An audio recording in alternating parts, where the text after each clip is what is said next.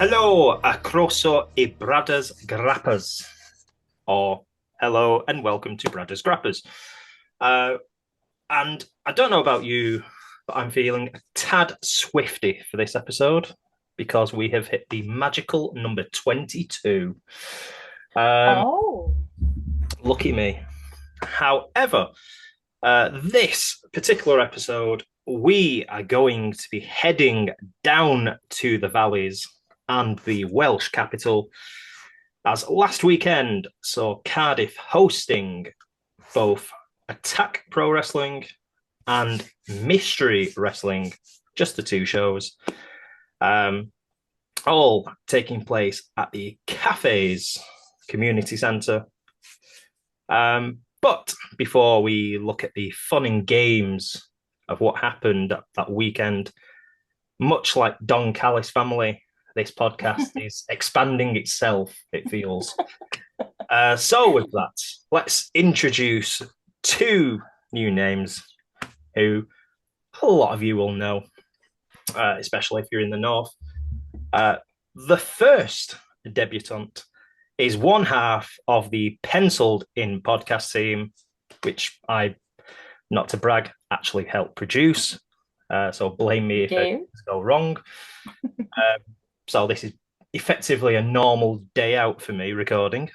But when she's not at wrestling shows, she is making bracelets.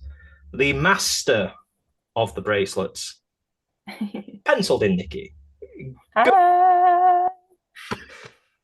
How are we feeling after the weekend? Knackered, tired, but full of joy. Tired, but full.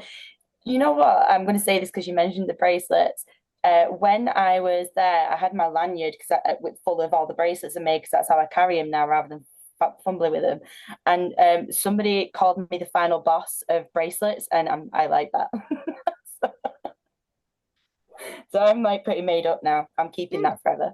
Final boss of bracelets. Is that the new bio on Instagram? And Nah, it's going to be Bracelet Jones forever. and last but by no means least, which makes it sound like there's a few more, but we only have two on this episode.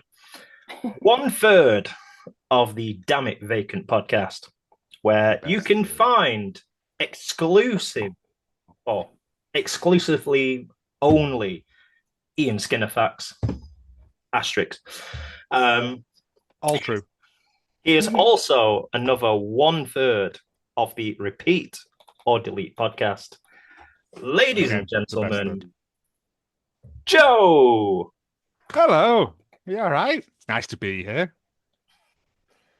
And how are you feeling after this past weekend? I was again. I had wrestling flu when I got back, but that might have been a combination of the heroic amount of White Claws I drank, and the fact that I think the only thing I ate was a chicken sandwich and like a handful of tuna mayo, because I just got very very very caveman when I got back to the Airbnb on my own. So yeah. Bottle of red wine and a handful of tuna pasta. That's ladies form a queue.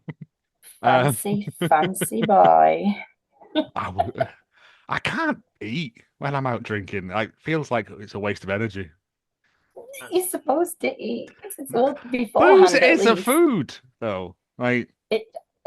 Let's not get into you have a that couple of debate. Guinnesses, and that's like a meal for a day. Oh, your Maybe iron was up.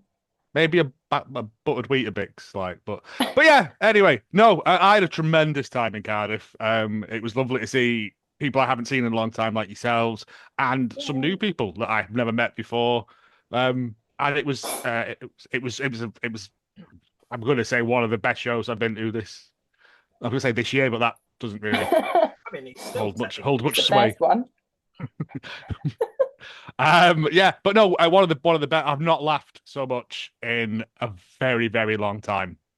It was All so of them. much I've never fun. seen Attack before, but I'll be making a point to because I think they stream a lot of their stuff like for free, don't they? I think. Yeah, So I'll yeah. be making a point to hunt down some of that because I can see why Mystery chose Attack. Because there's an overlap of silly nonsense there, isn't there? The vibes are very similar, aren't they? Yeah, 100%. Yeah. So we've got 3 shows, so we will try and get through this as quick as we can. I have nothing to contribute until the end.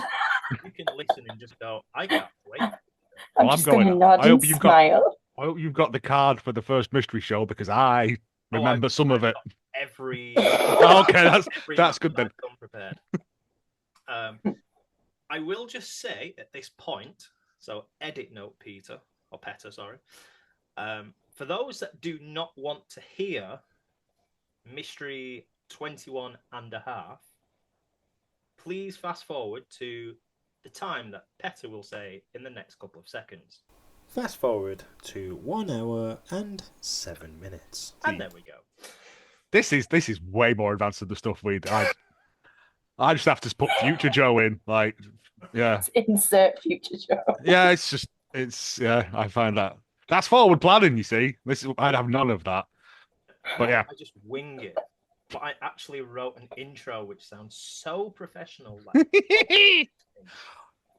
But also, if you don't want to know, from this, go and subscribe to the Patreon and watch it. To Mystery's Patreon and watch it because everything is on there. All of their shows are on there, and it's not that expensive, and it's well worth it. Support the indies, yeah. In no particular order, because I tried to go off the photographs and videos I took, and realised I did not take a couple of photos from some of the matches, and a friend thankfully told me of some of them. However, match number 1, as we will call it, saw effectively the traitors coming out. If you're watching the visual of this, you'll see the photo behind me of everyone in cloaks. The Druids, yeah. So we had Connor Mills, Kristara. We also had Matt Gatlin, and the last one of the bunch, Kanji. Nice. This was a really fun opener. We started off with the old everyone link fingers together, apart from Gatlin, who wanted absolutely none of it. To which Mills, Kristara, and Kanji were just doing 1980s dancing together. Yeah. This is one of those things that I love why Mystery Wrestling opened with this, because you get a little surprise, and then you'll normally get a banging 4-way match. And this set the entire thing up just for the start of the weekend. It was beautiful. It was so much. I will say this first match. To say it was snug at times would arguably be saying a disservice. They laid that stuff in thicker than gravy that hasn't had too much granules poured in. It was thick as anything. Again, really fun opening contest. I am not going to go very in depth on most of these because we haven't got the time. Quite literally. There's 100 matches to cover. Oh, we so many. But it ended up with Kanji getting the tap out victory over Gatlin. So thumbs up. Match number 2, again, unsure of placements. So James Scrapperstone taking on Junior Benito. Yes. Clap them cheeks. Poor Junior. I had to buy so much stuff off him. Just because he looked so sad, no one buying anything, and I was like, "Come here." Oh, I wanted to buy something, but we didn't have enough. Should have said I had so much takeaway money; it was unreal. Yeah. It was. I think there was a couple on that I saw during the interval that just looked like, "Someone, please come up to me, please, someone." Yeah. But no, it's boo, James Stone. Boo. Vile betrayer. Ally of Stu Grayson. Hates silly wrestling. Hates comedy wrestling. Sorry. It's okay. And Junior, who is so good in Fresh Air, a tag team, like he's tremendous. On his own, he's brilliant. And I was kind of sad we didn't get both of them, but he put on a the workhorse of all of these shows. Yes. Yeah. I did like. He's got so much charisma. I did like Stone did not know how to kind of like get the crowd against him till he made one joke which really kind of got a few going, where he says, "We're in Wales, aren't we?" And then he says, "I'm looking around and I can see why." Yeah. And at that point, I took that personally. Rodney Dangerfield pulling. I'm not paid of airports. It was good. No, again, it's great. Like Stone is a tremendous big lad wrestler, but Junior is just he's got something about him that I will carry him a long way for me. Yeah. Lovely fella, both lovely fellas, but you want Junior to win because he's nice. I will say Benito is a fantastic salesman because he kept during the entire crowd. He's there just holding up, kind of like his photos, just going. His pictures. Yeah. Yeah, I've got some of them. Yeah. So I respect it. I love it. He sold a fair few. Benito won, unsurprisingly. We then. What did it do? I'm trying to think. Did Benito win? No, I don't think he did. His memory serves him. No, he didn't. Stone. No, I was going to say Stone would win because. Yeah. What stipulation was it? Did it have what kind of match was it? I don't think there was a stipulation. There was a couple of silly matches, but that was just a regular one-on-one. Right. Yeah. There are a couple no stipulations. Just regular. Fair enough. Talking of stipulations, match number 3, arguably one of the matches of the weekend, was a special referee match, which featured LJ Cleary taking on Danny Luna with fresh from a trip from Amsterdam, Sasquatch. Referee Sasquatch. hanging out their ass. Yeah. If you want to know, Sasquatch is one of the favourites there. The term wrestling bollocks has never been so appropriate for this match. It was Antics Central, wasn't it? Yeah. I can't wait to watch this. Though it does have to be said, Sasquatch did feel favour Danny Luna in this contest. Oh, crooked ref? Mainly because Sasquatch was either face down in the turnbuckle, bottom turnbuckle. Oh. Was counting, it had kind of 10, well, if you want to be about it, 8 and 2 thumbs. I just remembered the bit where he got to 8 and then discovered his hands. Yeah. It's like just. So I think Cleary had thrown Luna out. Kind of like beat her up on the outside, got in the ring. LJ saying, "Count," and he got to like 8, and he's realised he had hands. But there was like a count. There was a 3 count where he just fell asleep. There was. It's winter. He should be hibernating, right? There was illegal holds where he just couldn't be bothered getting up out of the corner to stop it. Yeah. Like it was like whoever is inside that Sasquatch. Was it Rick Knox? I don't know who it is. I suspect it's Psycho Mike, to be honest. Has just got a tremendous sense of comedy timing. Yes. Like it's so good. Like with so little. But the match itself was great. Like there was genuine Danny Luna favoritism, which is fine. But yeah, it was just one of those, like, this was where I was like, yep, this is going to be a good weekend.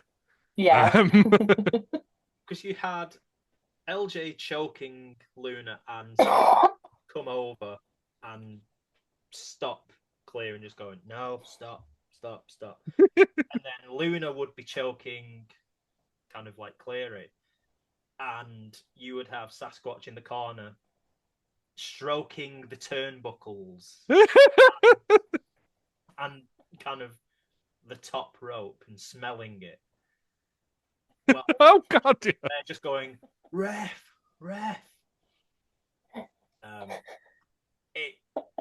This is what we kind of had, but it fits in with mystery. But we will not fully ruin everything. But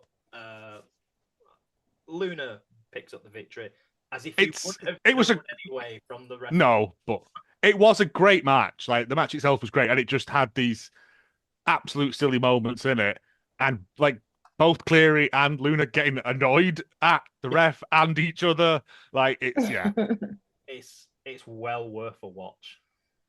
Yes. And then we came to the main event of your first half, which was, and you'll be able to see it, I think, 10 o'clock tonight. If you don't is it? Yes. Pay for it. Yeah. Check. But you should pay for it. Is the 3 stages of Hell match. Diesel Nix and Psycho Mike. So the stipulations, the 3 stages, yeah. So the first fall was everyone is blindfolded, including a classic mystery staple there. The second was, what was it? First body slam. Yeah. So first of all was everyone is blindfolded. Second was a including the ref. Everyone. Third one was it made me. We'll come to that in a second, actually, because it was so funny how they did it. So everyone was blindfolded. Nixon kind of Psycho Mike both pulled out blindfolds, both donned them. Apart from Cecil, who, because the referee put it on, decided I'm not going to put mine on because I'm smart. Cecil, innit? I just like love him. There's something about him that he always looks like he's being held there against his will. Yes. Like, when he comes out and he's like, "Ugh, fine, I've got to pay for the medicine somehow." It's but yeah, it was the first time we've ever seen him like use his break. Actually, no, because he did the world famous door spot, didn't he, as well? Yeah. But this was Mike put his on, the referee put his on, and he just didn't, and then just literally skimped around the ring. We got was it Mike, like, giving trade secrets away, duck under twice, and then it was Well, we got to the point where Mike's, I think, blindfold came off as my camera decides to just cut me out of picture. I was gonna say, where you going? you got mad sticker. I've only just realised my camera seems to zoom in and zoom out when I don't expect it. Oh, did you not mean for it to do that? I thought it was because you were getting serious and laying things out that it zoomed in. Say aye, that's why it must be. There's one of those fancy cameras, it'll do that, yeah. It's not. I can't afford fancy stuff. But yeah, Mike's blindfold comes off. He finds out that Cecil's not wearing his, and then Cecil pretended to put his back on, and Ref. It was nice to see Ref Steve, who I've seen a lot at Bridge Pro at Stourbridge. So it was nice to see him reffing. That he might actually do that, but there was not enough booing of referees for mystery.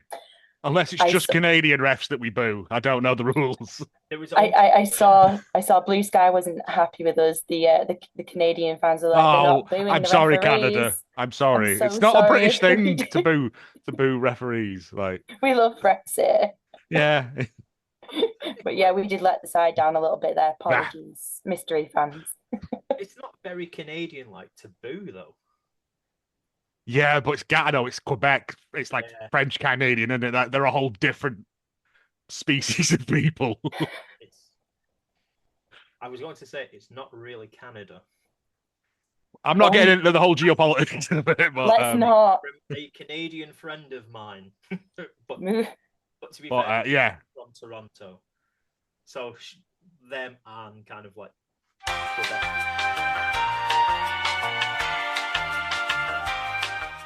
Right. Thankfully, we didn't actually get started on the match.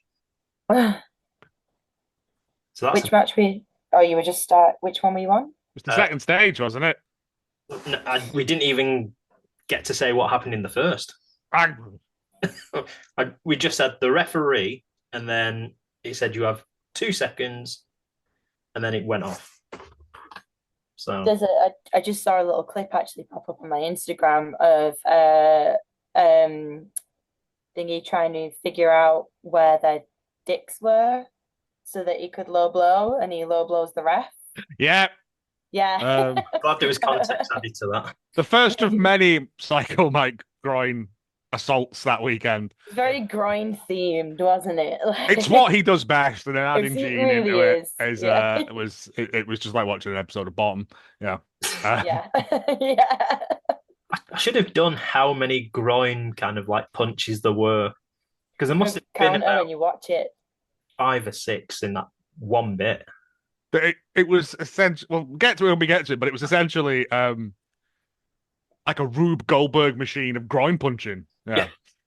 But there's a part of me that's trying to think, am I confusing it with the Gene Money match? Oh, the Gene Money match. That's what I'm saying. Yeah, that was the one that had, it was 20 minutes of ghoulie punching. Yeah. It was fun. Great. There was a speedball at one point. Yeah.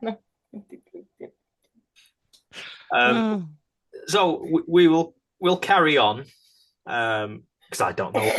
I don't know where I'm just going to cut and paste this. Who knows? It's like mystery wrestling. Who knows what's going to happen? But Ref Steve got basically beat up. Ref bump, drink. Yep. Who then took his own blindfold off and noticed that both Mike and Cecil did not have theirs on. Disqualified everyone, including himself. Yep. So it was a three-way draw. Three-way draw. So we went into the second fall, still with no pinfall victories or no one leading. However, if I recall right, Steve then decides, you know what, I'm throwing myself out. Yep. And referee Oscar comes to the ring to take over. And the second fall was a body slam challenge. Which wasn't explained, but I assumed it was the first person to get a body slam. Very clever. So they said it was a body slam challenge. And Nix went straight up to Oscar and body slammed him and just went, that counts. Because you didn't take your opponent. Yep. So Nix takes a 1-0 lead. We then went to the third stage of hell. The third stage of hell, which was an unnecessary hardcore match. With really hardcore match is necessary. Doing absolutely nothing in the ring. Well, he was looking under the ring, weren't he, for stuff that wasn't there. Yeah. While Cecil disappeared in the back and came out with a load of plunder. Yeah. Sadly, no doors. No, it looked like a table. No I was like, I was doubted that. They said, "Where's the doors? Bring on the doors." Well, they get a special discount, don't they? They're all shop soiled, aren't they? Like, Yeah. They're all seconds because Yep. the handles are in the wrong place or something. They've been cut wrong. Something like that. Again, Uno Yeah. said this. He could just be chatting nonsense. It'll be something like that. There'll be decommissioned doors you can't sell on. Deconsecrated doors from churches. So we had Cecil setting everything up to obviously get this hardcore match underway. And once he got back in the ring, Psycho Mike rolled him up for a free count. So he literally had no hardcore match to speak of to tie it at 1 apiece. And Psycho Mike then asks for the microphone and tried his very best not to corpse, but could not do it. Tried everything, looking away, kind of rubbing his face to stop himself physically from laughing. He couldn't. Little spoiler, to which everyone got a kick out of. Yeah. And then challenged next to a deciding, I think it was an 8 out of 14 fall. It was. This match needs more prime numbers. Oh yeah, And it was best. What was it? Best 11 out of 23 falls or something. What the fuck? So Was that a quick fire round? There was a lot of back and forth bits. Yeah. But it was both of them because, like, Cecil prides himself on never intentionally laughing, and he was having to look away because it clearly did gone. We'll just wing this when we get into the ring, like, and it was just, I was like, yes, more prime numbers in wrestling, please. But yeah, they both pinned back into it got to like 11 each, and the next fall won it. Basically, it was beautifully stupid. it was like when you see the seesaw ones when they go 1, When you go round. Yeah, but every one of them was a pin. 1, 2, 1, 2, 1, 2, 1, 2, 1, 2, 1, 2, 1, 2. That's effectively how it went. I respect referees when they have to do those spots because it's got to wreck your arm. Yep. He earned his pay. It's got to wreck your arm. But yeah. That sounds chaotic in the best possible way. Oh, definitely. Psycho Mike wins. Considering that was the last thing, I cannot remember how he won. It was probably a punch to the balls, probably. I don't think he gave him a body slam. I remember being angry that I didn't get to see a body slam. No, he kept trying to. He kept trying to, and Cecil kept doing Cecil stuff. Yeah. But yeah, it doesn't matter. It's on tonight or whenever. But yeah. Just watch how it's on it's soon. fun. Then we went for the interval. I bumped into you and went, hello. Yes, I was learning about virtual reality chat rooms. It was a very strange day. No, well, you can't just fucking bring it up. Full of perverts. Just stay away. It's just it's all bad. Noted. Yeah. We then returned with I don't know if it was a rumble or a battle royal, but whatever it was a over the top lava elimination battle royal rumble thing. Tag team. You will not have seen this where you were, Joe. They had got black tape and it spelled out lava. Oh, I didn't see that because I wondered what was going on. So it took me a while because I was stood at the back because we arrived late. Yeah. They put lava in black tape on the floor. It's dedication to the bit. I love it. Brilliant. So, like, the floor is lava. Yeah. Yes. Yeah, right, okay. But you had to go over the top rope as well. Yes. But I didn't realize this till like after the first elimination. I thought, why is he like Terminator? Why is he like the liquid Terminator? I think I said those exact words at one point. Well, you just lay on the floor, didn't he? Just like and didn't get up and move like you would do. And I was like, someone standing on him.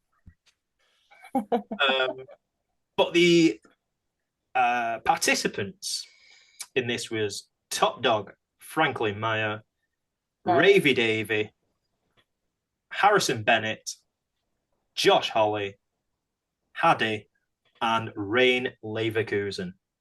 Nice. Who I had never seen before, and I was massively impressed. Yeah. She's amazing. Yeah. She's great. Love To Yeah. be fair, everyone was. I've seen, I think, all of those before. But yeah, I've never seen her, and I was like, yep, on board 100%. Yeah. New Progress Women's Champ. I don't watch Progress. And it's strange watching Rain being a heel because she's face everywhere else I go. We should be in a heel. Face at Eve, Mm. face Progress. Mm. Well, they were teamed up, weren't they? Because they were wearing matching tracksuits. Yeah, because the tag team is Love at First Fight. Love it. Which we will come to later on. They could have workshopped that. I've got 2 notes written for this match. Wrestling bollocks at its best. Yes. And Top Dog choosing to sacrifice himself to save Glizzy. You'll know this, Nikki, because I've sent it you. Needed Enya's only time while he was in slow motion, jumping and saving Glizzy. Yes, it was a lot of fun. Yeah, there was as soon as I figured out that the floor was lava and the bodies weren't moving, I was like, we're getting Kofi Kingston style like rumble nonsense here, aren't we? Yeah. But like, oh just no, they're eliminated. from prone people though. Like solidified in lava. So just lay on the floor of a community centre in Wales. Well, the thing that made me Suspend your disbelief, Joe. Once I figured it out, I was like, this is amazing. We should have more of this. What made me laugh though, is lava matches, please. The thing that made me laugh with this, the ones that were eliminated, I would have thought, they'll kind of like creep into the back. They didn't. They just hung around like outside, full screen time, and trying not to laugh. Dead in lava, committed to the bit. What should have been better if people threw like some couch cushions onto the floor to protect them from the lava. Did you see the Ravy Davy? Joe, did you see Ravy Davy? I don't know. I don't think it happened on my side. Because you were on my side. You were a few rows back. On the left-hand side, Ravy had like 1 foot nearly touch. And I think it's Lucy from the group chat podcast. Yeah, Lucy. Yeah, she pushed her chair so Ravy David could stick his foot on it. See, I must have missed that. I must have been looking at something else insane happening. Yeah, and you could tell him going, "Do we do this? Do I do that?" Yeah, go on. Yeah, I'll just come over again in a minute. The other side. But to be fair, he put like 1 foot on it, and then he got eliminated literally seconds later.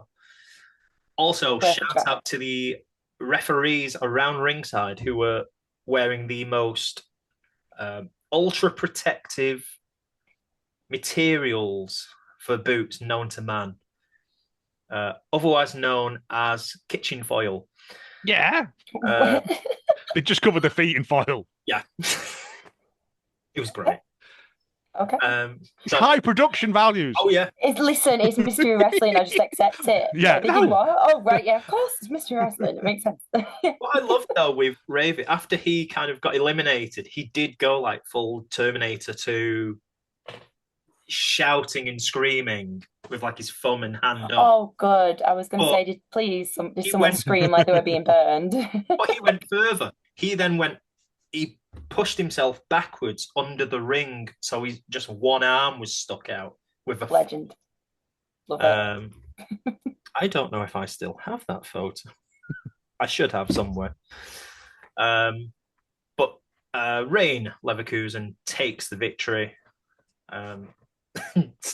Basically stood on Top Dog's hand after the match, because you could just hear this because she was trying to stand on places that would be stood on, would not be too painful, and ended up, I think, thinking it was a leg and it was a hand.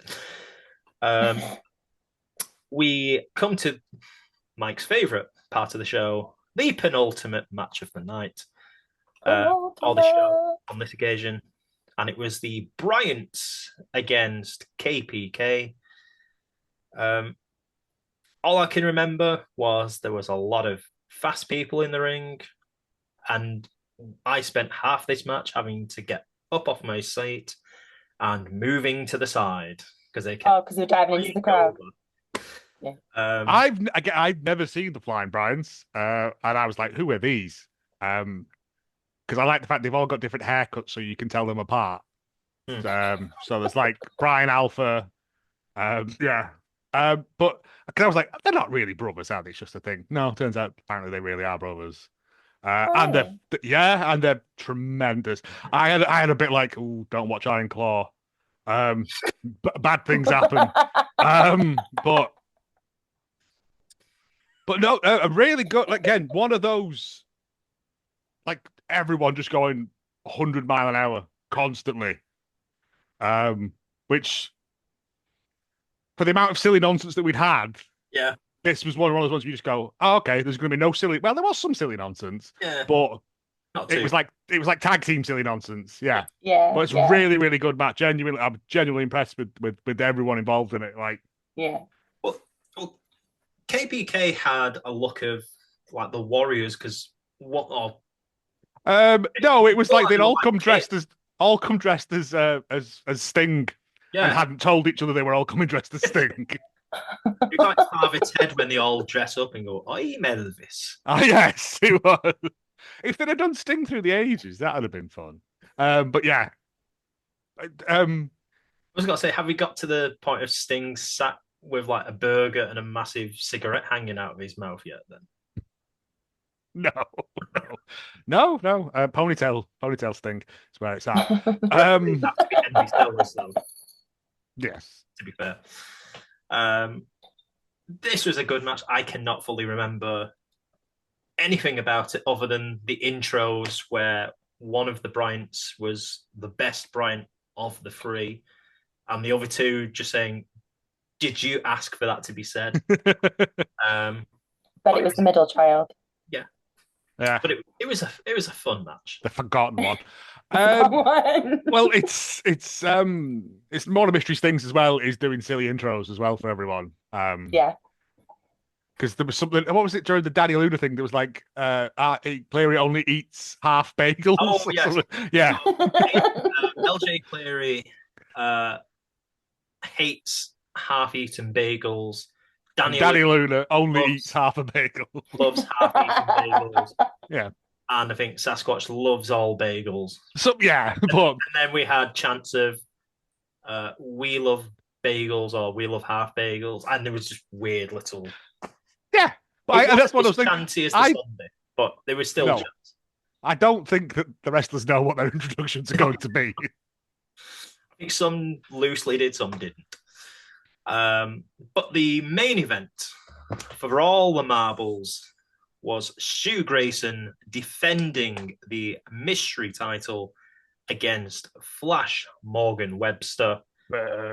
This was a really, while we had all fun and games, this was a proper main event.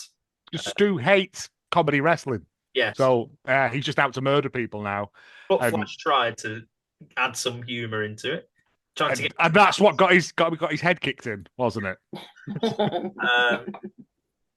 Yeah, I really enjoyed this as a main. Always good to see Grayson. Grayson's excellent. He's such a lovely man. Yeah. I had a little chat with him. He was teaching the Flying Bryans how to do karate in that little foyer bit when I went to the toilet, and I was like, all right, that's just normal. Because the thing that shocked me with Stu is you saw him in this match and everyone around was just going, God, he's beefed up since I last saw him. He's huge. He's massive. And then he comes out in attack later and he looked like a really little person compared to his opponent. Which we'll come to in a wee minute. But no, it's just Stu's brilliant at just killing people. Yeah. Like his old, bred for combat. He just is. He just looks so good. He like it was, yeah.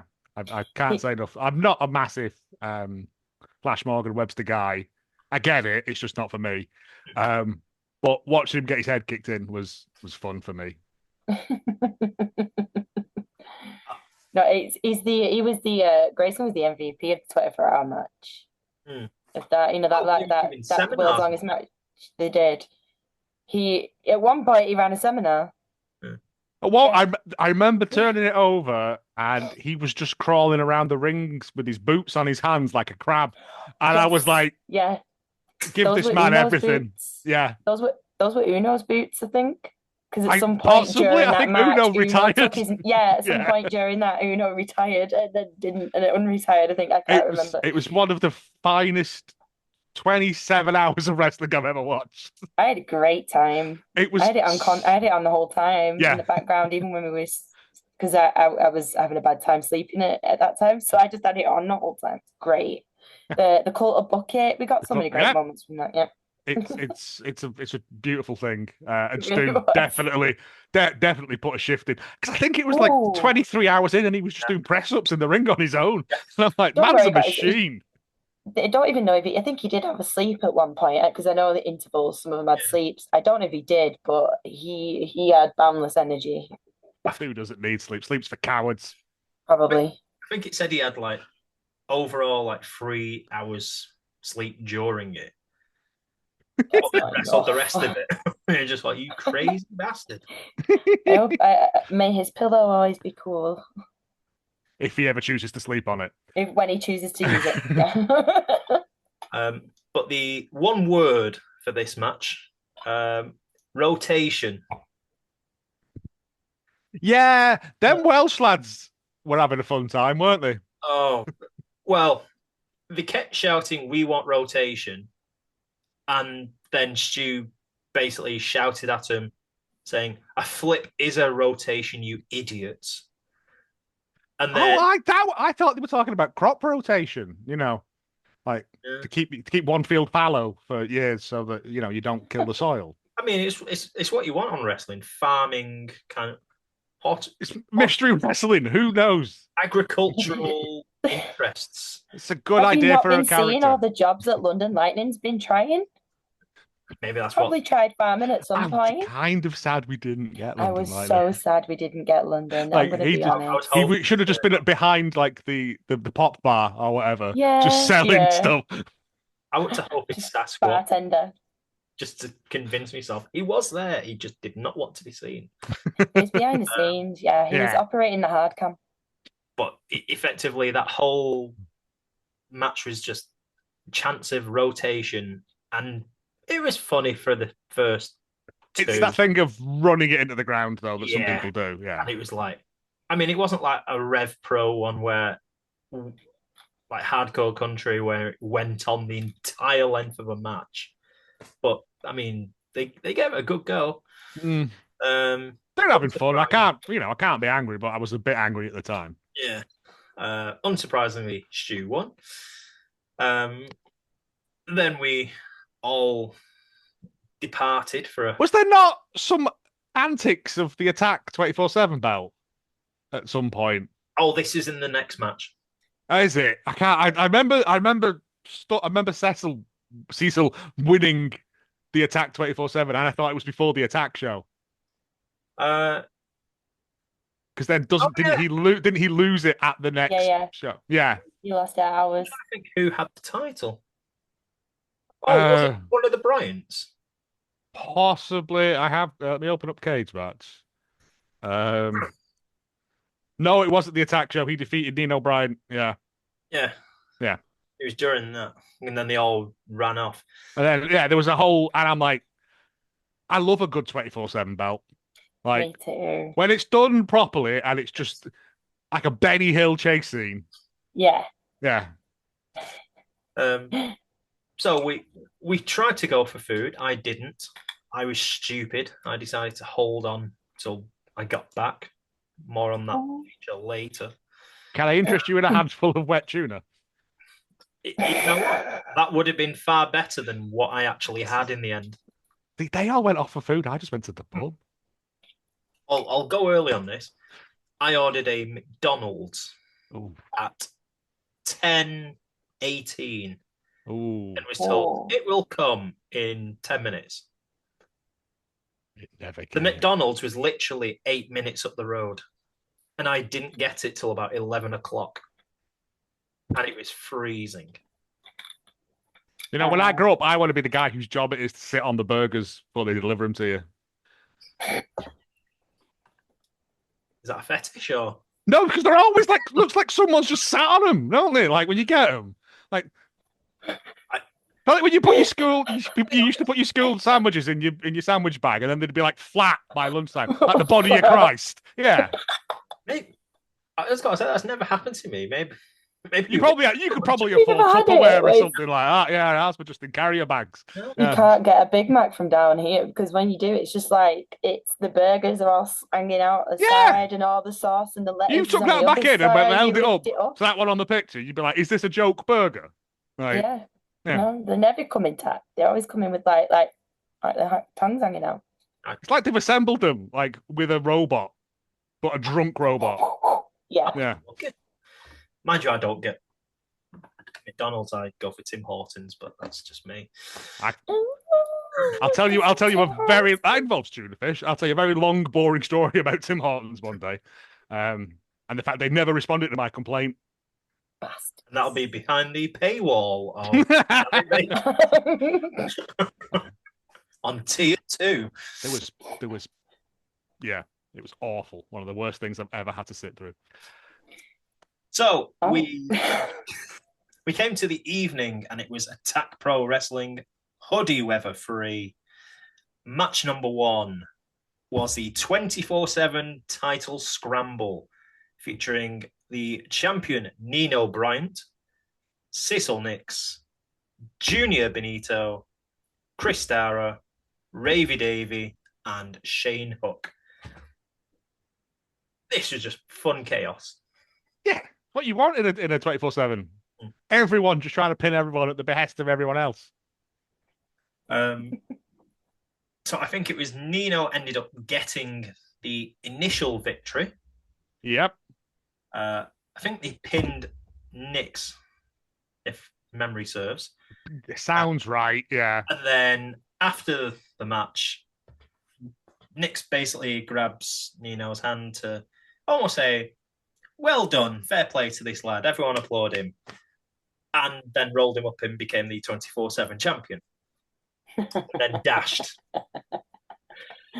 Legend. Yeah. Love that. Pretty much what happened.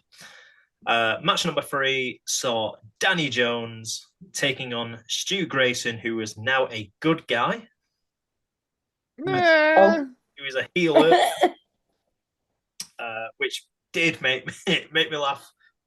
Literally 2 hours before, he's ripping into the Welsh and I know anyone that was there, and then it's still I'll let he him. loves everyone. I enjoyed this. This was very hard hitting. Yeah, we were a bit confused. We were like, "This isn't for the belt, though, is it?" They wouldn't be defending the mystery belt on an attack show, but Well, he didn't come out with a belt. So no, I know, but he's the champion, and we thought, as it's like a, Cecil's just won their 24/7 belt, which obviously is going to go back at some point. But yeah, Unless it was a case of like if he'd have beat him, he got the opportunity to challenge for it, because that's the thing there, isn't it? It was just when he won, we were like, "Oh, okay, wasn't for the belt then. It's fine." Oh. It was still a blinded match, like I said. Stiff. I think that's the only way Stu knows how to work. Yes. Yeah. Jones enjoyed it as well. Then, Jones picks up the Yeah, Jones won. now I'm going into Blur territory. We then had a tag team match with Subculture, that being Flash Morgan Webster and Mark Andrews, taking on Love at It and Rain Leverkusen. Bennett, who suddenly regained a new body, having been melted to death earlier in the day. All wrestlers have clones in the back. It's fine. Yes. No belly buttons, just on the back of the neck there. It was fun. It was a typical. It was a good tag match. Yeah, Like it was. I'll say this now.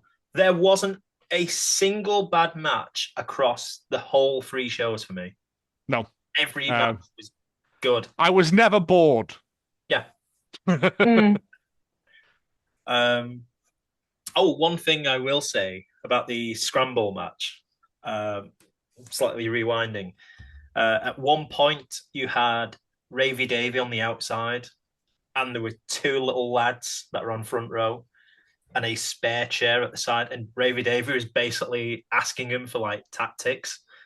Aww. I just imagine these 2 little like Welsh kids just going, I don't understand what he's saying. Like they kept looking at his mum and like he's got a very thick accent, and he looks like he would try and sell you like low grade heroin. Yeah. Yeah.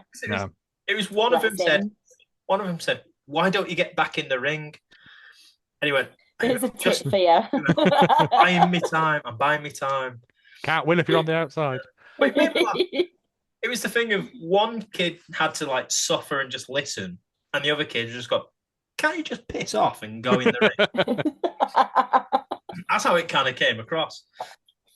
Where are we? Oh, yes, we've done the tag match. Then we had Matt Gatlin and Evil Uno as your main event of the first half. Everyone chanting for sexy Evil Uno. Yeah. I mean, there's a lot to love there. We love it, Uno. Yeah. No, this was fun. It was like clearly Uno was like, fine, I'll do a match. I haven't wrestled here for a while, so I will do a match. Good foil. Who's changed his name from last time I saw him, because I think he was Elijah, I think, last time I saw him. Because he used to be in Nomads. Who? Sorry. Matt Gatlin used to be Elijah. Wasn't Elijah a deathmatch wrestler? Isn't there a deathmatch wrestler called Elijah up in like Scotland? I want to say. Maybe I'm getting confused. There's a couple. It's a good biblical name. Someone can double check for me. Good strong name. I'm looking. Match ended with Gatlin, who constantly kept going for Uno's mask, ripping it off, untying it. A coward's move. Yeah. Uno, who looked on course to win, obviously had his mask ripped off, covered his face, and ended up taking the pinfall. The one thing that does annoy me when they rip the mask off is while they're covering, if you actually put your hands on your face, I'll just leave it there. Suspend your disbelief. We did. Can't see me. Like, It's. Where's I she think gone? the thing is, we've all seen that episode of Being the Elite where Uno's in the background without his mask on anyway. So, I mean, no, we haven't. I have well, photos of him. yeah, he's got lovely eyes. Yeah. Very lovely lad. Oh, top, absolute sweetheart. Then we came back from the interval. You and me were stood outside. I think I asked you, and you had a look of trying to act sober while I've been on it all day, mate. you had Trademark Joe. Hey, is this where that strange man came over and started talking to us? It might have been somewhere. It might not have happened. I know I got a leaflet from the Communist Party in my back pocket when I got home. No, that wasn't me. You don't know where that? Okay. Whatever floats your boat. I was just like, Welsh communists. Other parties are available. Yep. The Donner Party. Yeah. Munch Bunch Party. Party of Five. Party. And Party Rings. Right, moving on. Yeah. Where are we? Oh yes, They were doing White Claws for like £2 a can, mate. It was silly. £3. You know what? It's the cheapest food and drink place I've ever been for a wrestling show. It's all right. Yeah. My only gripe was that Franklin Meyer wasn't selling hot dogs because there was a Lidl right down the way. He could have gone and stocked up and made a killing. Even if you just got one of those little boxes of cocktail sausages. Oh, we feed Got them to away with dogs, it. so I can't eat them. But True. yeah. Anyway, I will say though. I digress. Yes, I was they just going to didn't say have- They didn't have Coca-Cola. They only had Diet Coke. they did. Not when I was there. They ran out. They Oh, didn't have any. well, So I just drank water. I wound up with water all night. well, you should have turned up Saturday then. We then had Brought your own in. I did. Mike went and got me a Red Bull. shot round the corner. You could have just brought one in. Mike went and got one. In a hip flask. Oh no, it was your hip flask. That was me. Hello. Yes. That was fun. We then had Connor Mills against James Ellis. I can't even remember this. I remember it being good, Yeah. but it was your standard meat and potatoes match. I Like genuinely can't remember the match. it was. Oh, I remember I it being remember good. the I remember after enjoying match. myself. I think I was too busy focused on like there was someone in the crowd's hairline that was annoying me or something. It was something. Yeah. I'd reached a point. Yeah. I generally, I think Ellis. You know this. Mills won. Yeah, someone with two L's won this match. So it was either Mills Somebody or it was won. Ellis. Connor Mills won.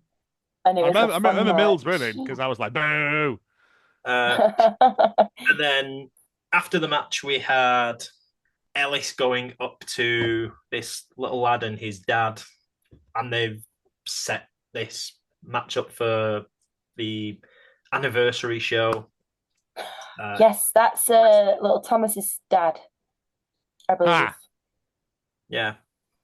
To which we were watching his partner, who did really good acting, has to be said.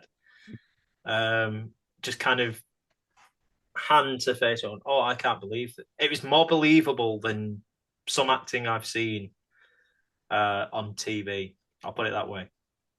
I watched an episode of Waterloo Road the other week because I was too tired to get off the sofa and find the buttons. How that's on TV, I don't know. Why would you do that to yourself? I could have just gone to bed, but I was comfy. No, well. John Richardson is stealing a living. I'm sorry. And I know where they shot that as well. Should keep it there. Shot it near, was it the bus depot on Hyde Road? Because they changed the whole the Nichols campus on Hyde Road to Waterloo Road. And it must have been there for about 6 months. They've done it around a few places changed. now. Yeah, I think they initially Probably did it to in stop Rochdale people, as well. stop like angry mobs forming and stuff.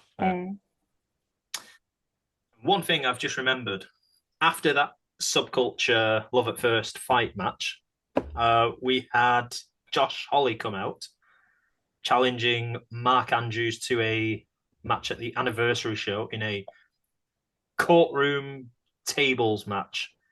Yes. A what? Courtroom. It's basically a tables match. But I think. But courtroom table. I'm assuming they're all going to wear gowns and them little good wigs because I'd be into that. I mean, Holly came out, who obviously must have some kind of like, not a judge, like a lawyer's judge, whatever thing, gimmick. And then this big beefy bloke came out in a wig. Which I'm going to point out was not like a judge's or a barrister's wig. It was like a French aristocrat's duke's wig. Like, you know what the hair reminded me of? You know that Simpsons episode where Mr. Burns' son, Rodney Dangerfield. Rodney Dangerfield, back to him again. Yes. I'm not made of airports. Yeah, that one. It was effectively You can go. On your little trip. Effectively, it was actually no. Another way to put it, it looked like when they do like a toothpaste kind of forming on a toothbrush. That's kind of how it looked, or like a child cheese Yeah. that would. Oh, hang on. I've lost your audio. Can you hear me? Can you hear me? There you go. I was going to say, I know. Ah. Can you hear? Am I still? Yeah, I can hear you. Yeah. I just Yeah. came up. Internet is There's just unstable. Just a bit there where it all got out, and I was like, okay. Yeah. It's gonna be fun to edit. Yeah. But I found it very weird having this big burly bloke come out in a white wig. If I've learned anything, Attack won't shy away from silly bollocks. Like that's No. the thing, right? So why not? Over Maybe the- that's his gimmick. Yeah. I was gonna say over the course of the whole weekend, that was the only thing that had me thinking this is too far fetched. That's where the line's drawn. Yeah. Big lad in a wig, right? Yeah. Duly noted. But also, it does have to say that I hope that was a wig because it stayed on despite like all the moves he were doing. No one's natural hair's like that. He says, nah. There will But yeah. still be someone. It's good, but yeah, the anniversary show is I February. can't remember. I think it's February. I want to say 14. I did see the poster and took a picture, but my phone's charging somewhere. But yeah, March 21st. I think. but yeah, I'll be I watching should it be in anyway. Southampton on the 20th, and I know it's the following day, so it's got to be the 21st. Again, when Attack have their anniversary show. So I will let you be yeah, I'll just pause this bit while we No, it's fine. I was trying to find my phone, but it must be upstairs. I got it. Hang on. This is normally my job on podcasts of doing all. It's on the 21st of March. Hooray! I was right. Saturday. And I'm assuming they'd be streaming it as well, and I'm going to make my time to watch that because I enjoyed myself. I think they stream the shows live, but then it's a bit like Mystery where you then They go behind a paywall. Yeah. because I was Okay. looking, it was like £10. So it's there for you if you want to watch. Penultimate match was the Freshners in Fabio and Martin Steers defending their Attack tag team titles against KPK in members Abu and Ahmed. All I can fully think of this was Steers basically getting beat up and For a Fabio lot of it. running away. A lot of hiding at the back, yeah. Screaming and running away because he did not want to get in the ring with them, which he probably have right to do so, to be fair. But in the end, it saw the Freshners win and retain their titles. The Attack title, which was your main event, saw Kanji and LJ Cleary. This was a whole lot of fun. This was a really good title match as well. Has to be said. Yeah. LJ clearly being outnumbered fans wise because everyone was cheering for Kanji, apart from two blokes on the side who thought, I'll cheer for you, LJ. Just to make it a bit fair, being outnumbered, kind of like 9-1. Yeah, it was a good title match. Kanji picking up the win. And then we had Danny Luna come out after the main event, challenging Kanji at the anniversary show for the Attack title. That will absolutely be in banger. That'll be a good one. Yeah. That'll be a banger, absolutely. always good to see Luna, who, in truth, I don't think was going to be there originally, because I think should have been at TNA, but they've had a lot of visa issues. Yeah. Brits weren't there and went on other promotions. Independent contractors. And now at this point, I'm going to throw it over to the other two, but I will read the matches. Oh yeah. Because at this point, I was already home crying because I weren't there. This is going to be fun. I had a day out, me. I'd been to the pub. I saw a big statue of some hands. Nice. I went to a bar that I thought was a gay bar called Kiwis, and it was not. It was awful. Oh, yeah, it was great. We had a day. Before we move on to that, I will bring up the fun that we had after the show, because is it Freya? Faye? Little Faye, yeah. So Joe here, being a good friend, managed to get me a lift, because we were. I meant to ask you about that, but I assumed you're not dead. So staying near the same hotel, I think. I have no idea. And the taxi drivers took us to the wrong Premier Inn. That's what she did. She thought she'd booked the one at the train station, and she'd booked a different one. So but they'd left their stuff at the one at the train station, or some. Is this Faye with pink hair? Yeah, a little Faye. Yeah. I love Faye. In fairness, she was right. She had typed in Cardiff Central Premier Inn. Unfortunately, every hotel in Cardiff is called Cardiff Central. And then you have to put the extra thing on. So is it one of them? Sort yourself out, Wales. So we got dropped off at Queen's, I think. And then we ended up taking a second taxi to my hotel. So they went to pick up their. So if anything, it didn't save you any time at all. I mean, it saved me legs. You were still waiting for a McDonald's at the end anyway, so. He was fine. Yeah, you didn't. Oh, and also on my day out, I found a place called Soapy Joe's, and I went in, and I was the only Soapy Joe in there. That was a disappointing day out. Missold. I know. It should be called Soapy Joe. It wasn't with a possessive apostrophe. But yeah, no. I'm going to try and show you a photo, but I don't think it will show up. But you mentioned statues of hands. Yeah, holding a big rope. Was it? Where was that? I can't see. You've disappeared. That's the one, yeah. Yeah, Kiwis. They're Kiwis, that. It was outside my hotel. Oh, right. That must be a rose then. Considering on Google Maps it says it's about 10-15 minute walk from the train station. It's about 5. And even then you can slow walk it in about 3. Yeah, I think where we were, it was like everything was just within like striking distance of each other, weren't it? We were in the middle of nowhere. Ish. It was a big Tesco.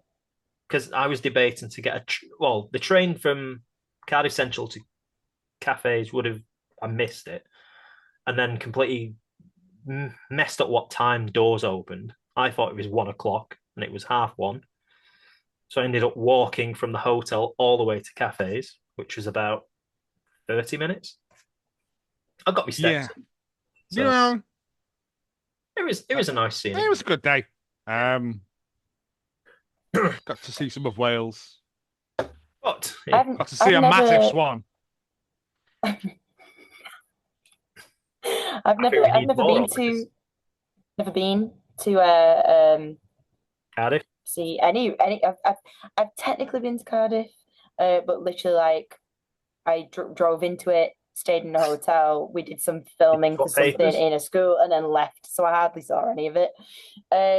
And so this was like my first time going to see anything and going to cafes as well, which was nice because I've heard a lot about it. It's accessible, which we love. But we had a great time. The everybody there was so friendly. So like we saw a few familiar faces, like Joe and a few others. Charlie was there, Lucy was there, the guys from Untitled Wrestling Podcast were there. So there was a bunch of familiar it was a bunch of familiar faces rocking around and then a whole bunch of really lovely new faces. So that was nice to kind of meet some new people. And everyone just seemed there was you could tell the people that had been to the shows the day before because they were like extra excited, like, and like you were telling me because Joe wasn't sat too far from us, he was like just over my shoulder, so I just had a clear line of sight of Joe's face every now and again. I still need that photograph that Mike took of me. Yeah, I was gonna say you fuming, just quietly seething. Yeah, yeah. That was a case of just thinking life had just faded from you. The whole weekend it was the emotion that was just pouring out at that point. It was, I just don't like certain people who do certain things and then deny it. Amen. Yes. Agreed. And so yes, it was just every now and again I could just turn around and like communicate with Joe a little bit, and you had a great time. I was having a whale of a time. Yeah, he immediately was like, "They had 3 stages of hell. It isn't hell. You're gonna have to watch it. Great." Everything was beautiful. Like I said, like it was as like a double header goes. It's one of the best ones I've been to because it was exactly my kind of thing. It was good wrestling and then silly nonsense. Yeah. But not dumb nonsense, like genuinely funny. Everybody, like there was, it's the first time in a long time. It's the first time in a long time that I have laughed that hard. It was akin to being at a stand-up show. So just constantly laughing. And obviously at the beginning we had Simon and come out and they had a chat with us. That was lovely. I couldn't quite hear what they were saying because my hearing's bollocksed. Yeah, they didn't have mics. They were just yelling into the crowd. But it was basically they were just vamping for time. And talking about before then. Yeah. But it was like Uno saying about like it's been X amount of time since he's been here. And saying that they're looking at coming back, maybe not here. Maybe somewhere else. And it was like, Simon Miller did Simon Miller stuff. Yeah. Stood there looking like compressed beef. And yeah, no, it was just, I mean, you could, when you could feel the energy in a room, like, like someone could have come out and just like done a shit on a potato and everyone would have gone, yes! Like, it was like that. Everyone was just ready for anything. Everyone was so excited. Everyone was just hyped. And so, yeah, they could have literally sat there and read the phone book and people would have cheered for it. They would have cheered for it. And then obviously the first match, you get your druids, they come out. I popped so big for that. When I see them nice, in the ring with the big ones finally. Because I was like, did they bring them or have they bought them here? I imagine they would have been theirs, aren't they? Through them. Oh, the first, was it when you had Connor Mills? You could basically see the gold chain and you could see his face through the actual. Suspend your disbelief. To be fair, this one, I was like, that's clearly LJ Cleary at the end. Yeah, true. Yeah. Junior Benito, Danny Jones, James Stone, LJ Cleary in your 4-way opening Druids match. Yeah. We got fast-paced fun. We got a 3-way cheek clapping. We did. That was great. We got a reverse cheek clapping as well, as I recall. We did. Yes. Yeah. We also, there was a really funny moment as well where LJ decided partway through to do a move from the top rope that he needed Danny's help. He's like, Danny, come here. And he's like, you don't do it on your own. He's like, obviously not. It was just it was just they were all bantering with each other, and the chemistry amongst all of them was just brilliant. And yeah, high energy got the crowd really whipped up almost immediately. Bodies flying everywhere. What more can you want? Really? I can't even remember who won. Junior. Was it? Yeah, yeah. Yeah.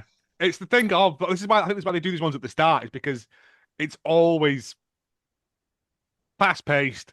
Everyone's getting their bits in, and it just gets everyone ready to go for the rest of it. And it's lines you up nicely. Yeah. So yeah, 10 out of 10 on that one. That was a lot of fun. I mean, if that's 10, then the next match is a prime number out of 10. It's just fucking infinite. So the next I've not laughed so much. You want to read out the matches, Peter, or am I doing? Do you want me to just read the matches and then you just talk about it? It's up to you. Yeah. So the second match was the Falls Count Somewhere match featuring Top Dog and Sasquatch. Yes. This was so much fun. We have seen a Falls Count Somewhere match before. I've seen one at Future Shock. Have we? I don't. Polly Barlow and Sam Bailey. Wonderful. I think this is my first Falls Count Somewhere. There was a mystery one as well a while back. I can't remember who it was, but it turns out it was under a bin. I remember that much of it. But yeah, Sasquatch clearly had some Alka-Seltzers, sorted himself out in his previous days, his hangover. My one takeaway moment from this is them finding the basement on top of the bar. Yeah. And Sasquatch's exaggerated run up and then knocking himself unconscious. That was just fucking, and also the bit before that as well, with a little bit of slapstick, kind of Benny Hill-esque, where he puts Top Dog on the bar and then lifts the cameraman over him into the bar area so that he can get a shot when the other cameraman and ref, I think, then come in through the bar door. Yes. So it was just so stupid, and just they all kind of stood there doing this at each other, like just stupid fun. These are two of my favorite Mystery of Wrestling characters, so I popped big for this. I didn't hear them say at the beginning that it was a Falls Count Somewhere, so it wasn't until Sasquatch at the beginning was moving. Just dragging him by his leg here, just ever so slightly, and then lining it up, and then rest like not there, and I was like, what? And it was Kim and Aaron from DDT Accessories that were like, it's a Falls Count Somewhere match. It took me a second. Just ridiculous. The crowd were just belly laughing the whole time. It was just so good. Like, there was bits of proper wrestling in it, but it was mostly just Sasquatch doing Sasquatch stuff. Just trademark mystery wrestling goofiness, and it was this is brilliant. the one that you would show. Yeah, and you could hear Simon and Uno creasing on commentary from where we were sat, and we were on the other side of the room. I've not watched it yet with the commentary, but no, I imagine that's they were laughing. I could hear them. It was just as soon as he started pinning him and then just moving him a fraction and then pinning him again. I was just like, it's clearly not in the ring, lads. Like, well, lad, I don't know what Sasquatch is. But he's a mammal, an animal. No, I don't know what they identify as. It's fine. Yeah, I don't know. He could have some kind of cloaca. True. Yeah, I don't want to assume that. No. But they put on an absolute top-notch comedy, goofy graps, and Top Dog got the 1, 2, 3. Yep. Nice. Somehow he was getting his ass handed to him. Oh. I've got the clip of it somewhere of Sasquatch just knocking himself on that thing. Yeah. And Same. It's pure Rick Mail sort of just violence. It's great. Loved it. Proper old school comedy. Next. Match number 3. Lycos Kid Like Us and Kid Like Us 2 taking on subculture in Flash Morgan Webster and Mark Andrews. Stupid, sexy kid like us. That little cherub-faced bastard. I'm like, Yeah, I like it to was with a your good mask match. on, but without your mask, it's even better. This is part of my thing. If they do come back, it might be Catch. Mm. Because Catch have done silly bollocks, haven't they? They had a lot of nomads. Yeah. Well, it's same. It It's was the sort of nomad same, guy. isn't it? Yeah, true. Because the first pinfall or inoculation match lives on in my brain. Yeah. And the fact that Lycos were there, I was like, well, it's his thing. But this again, This was a great match. This was it's a nice solid to match. see Lycos. Not seen him in so long. It feels like. Yeah, he's at the minute everywhere he's being a bit of a naughty boy. So it's nice to see him being a bit like fun and light. And I know he's not being naughty boy everywhere, but he's quite heavily being naughty. So just lean into the goofiness of it. Yeah, but he's a silly guy. And yeah, it was really nice. But they had a really strong match. It's the thing about Mystery Wrestling. Yeah, you get your comedy grabs, but you also get some actual freaking gems. Yeah. Some real great straight matches in there. They might be cloaked with some kind of comedy and there'll be some funny moments in there, but you can still get some really great matches. And this is probably one of them. I can't remember who won. The fans? Lycos. We won, yeah. Lycos won. But again, you've got two, I want to say two of the top 10 tag teams in Britain at the moment in there. And I don't really care for Flash Morgan Webster, so that counts for something. But yeah, you've not said. I'll say this though, before you make another point. Every time Lycos does his brain buster, and everyone replies, "Shut up, Lycos." The chat during the stream just going, "Why is he saying the move?" That's the anger, the genuine anger of people. Oh, they'll get used Canadians. to it. And everyone will get used to it. Explain it. No. He will do this another 3 times. Yeah. Mm-hmm. And there was me and 2 others, and every time he did it, we'd already had it typed out to like join in. Could you hear the crowd? Could you hear the crowd responding? Oh, right, okay. I was just wondering if they couldn't hear that every single time the crowd had it was a call and response. Yeah. He doesn't do it for every move. It's just for brainbusters. Just a brainbuster. Someone asked, it's not John Cena. And then 3 people explained what was being said. I mean, oh, okay. What they're saying now? I mean, the same thing. Same thing. He's going to do a brainbuster. It takes him like 3 attempts to get it going. Let's just take a good run up every now and then. A couple of run ups, and then he gets it. It's like Cody Rhodes' Crossroads. You've got to do about 4 of them for it to count as one finishing move. Yeah. Because one, I could take 2 of them and be fine. Yeah. Yeah, me too. The chat during that match of people getting genuinely angry. They're angry that we didn't boo the refs, but they're getting angry that, Canada. I just don't understand anymore. What do you want from us? I mean, there's a match later on where people are just going, what's this about? Was that Gene by any chance? At the end of it, they thought, I can get on board with this. Oh, good. I'll explain when we come to it. But yeah, overall, it was a pretty nice match. I don't really know much about subculture or Flash, so I obviously know. Yeah, I don't really know too much about them, but I enjoyed the match. It was great. It's more the fact that he's like a mod and isn't like a World War I fighter pilot that annoys me the most, I think. Oh, fuck him. Well, that was the thing, because he always used to come out dressed as like a mod, and then he suddenly changed, and now since but he's not wearing flying goggles and a silk scarf, is he? Like you call Flash Morgan Webster. I know, and there's already one of those, I guess. But then they could have like a dogfight match or something. I don't know. I'm just book it. But I'd want him to have cardboard boxes, painted, and just pull them up to the chest. Yeah, and then just chase each other around, firing pea shooters at each other. Yeah. Have a run in from All those bits like at the end of Takeshi's Castle.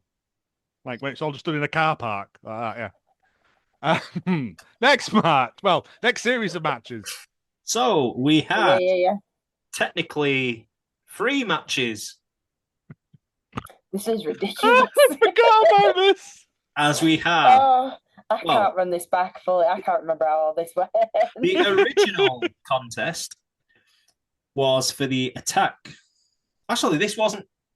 This was for the Attack 24/7, and this was a legitimate match. This wasn't an official match for the Attack 24/7 title. It was. Into the lap. Entertainment match between James Ellis and Cecil Nix. I think this was 2 out of. I want to say it was like 2. It was British rounds. Oh, sorry. Yes, that's why. Where the rounds a long time. Don't ruin it. That first round went on for ages, and the second one was very short. This was a Russian doll of a match. Okay. I was like, time expands to fill the gap that's needed. Yeah. But it was. I was like, I love that Cecil knows World of Sport. Like old, from the Brighton Pavilion. It's Big Daddy. Yeah. Of course he does. I was like, of course he does. Yeah, because it's exactly the kind of bollocks that he'd be into. But yeah, this was. So it was. How many rounds was it? 3. I think it was 2. I think it never actually had 7 rounds. I think professional, like 3. Was it the old Ring of Honor Pure was defended under British rules? I think, wasn't it, at one point? And I think that was 5 rounds. I think something like that. But it was. It doesn't matter because it wasn't World of Sport rules. It was what rules is a made up thing they've made up. And I'm pretty sure at one point we just the whole round thing fell apart and they just stopped going. They just started wafting each other with tea towels, like. Yeah. Wow. So it was just I don't know who the guy was. He came out with James Ellis, by the way, like his second. I'm assuming the green tracksuit. He was hilarious.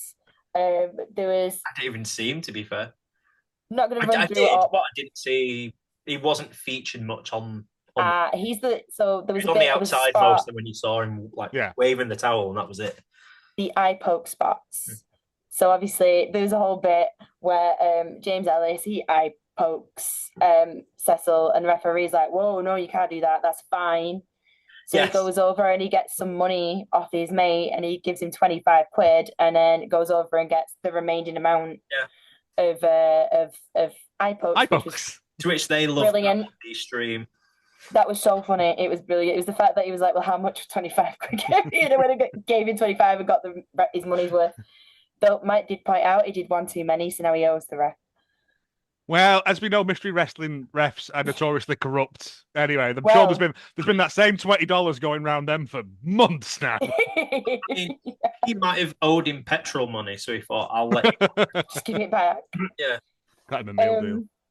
Yeah, this entire match just it got to a point where I was literally sat going, "What's going on?" I couldn't keep track because there was actually people kept coming out.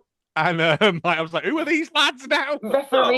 Someone would come out and took the referee shirt off, and now the referee was in the match, and another guy was now the referee, and then he rolled everyone out and got them all out. And and then another referee came.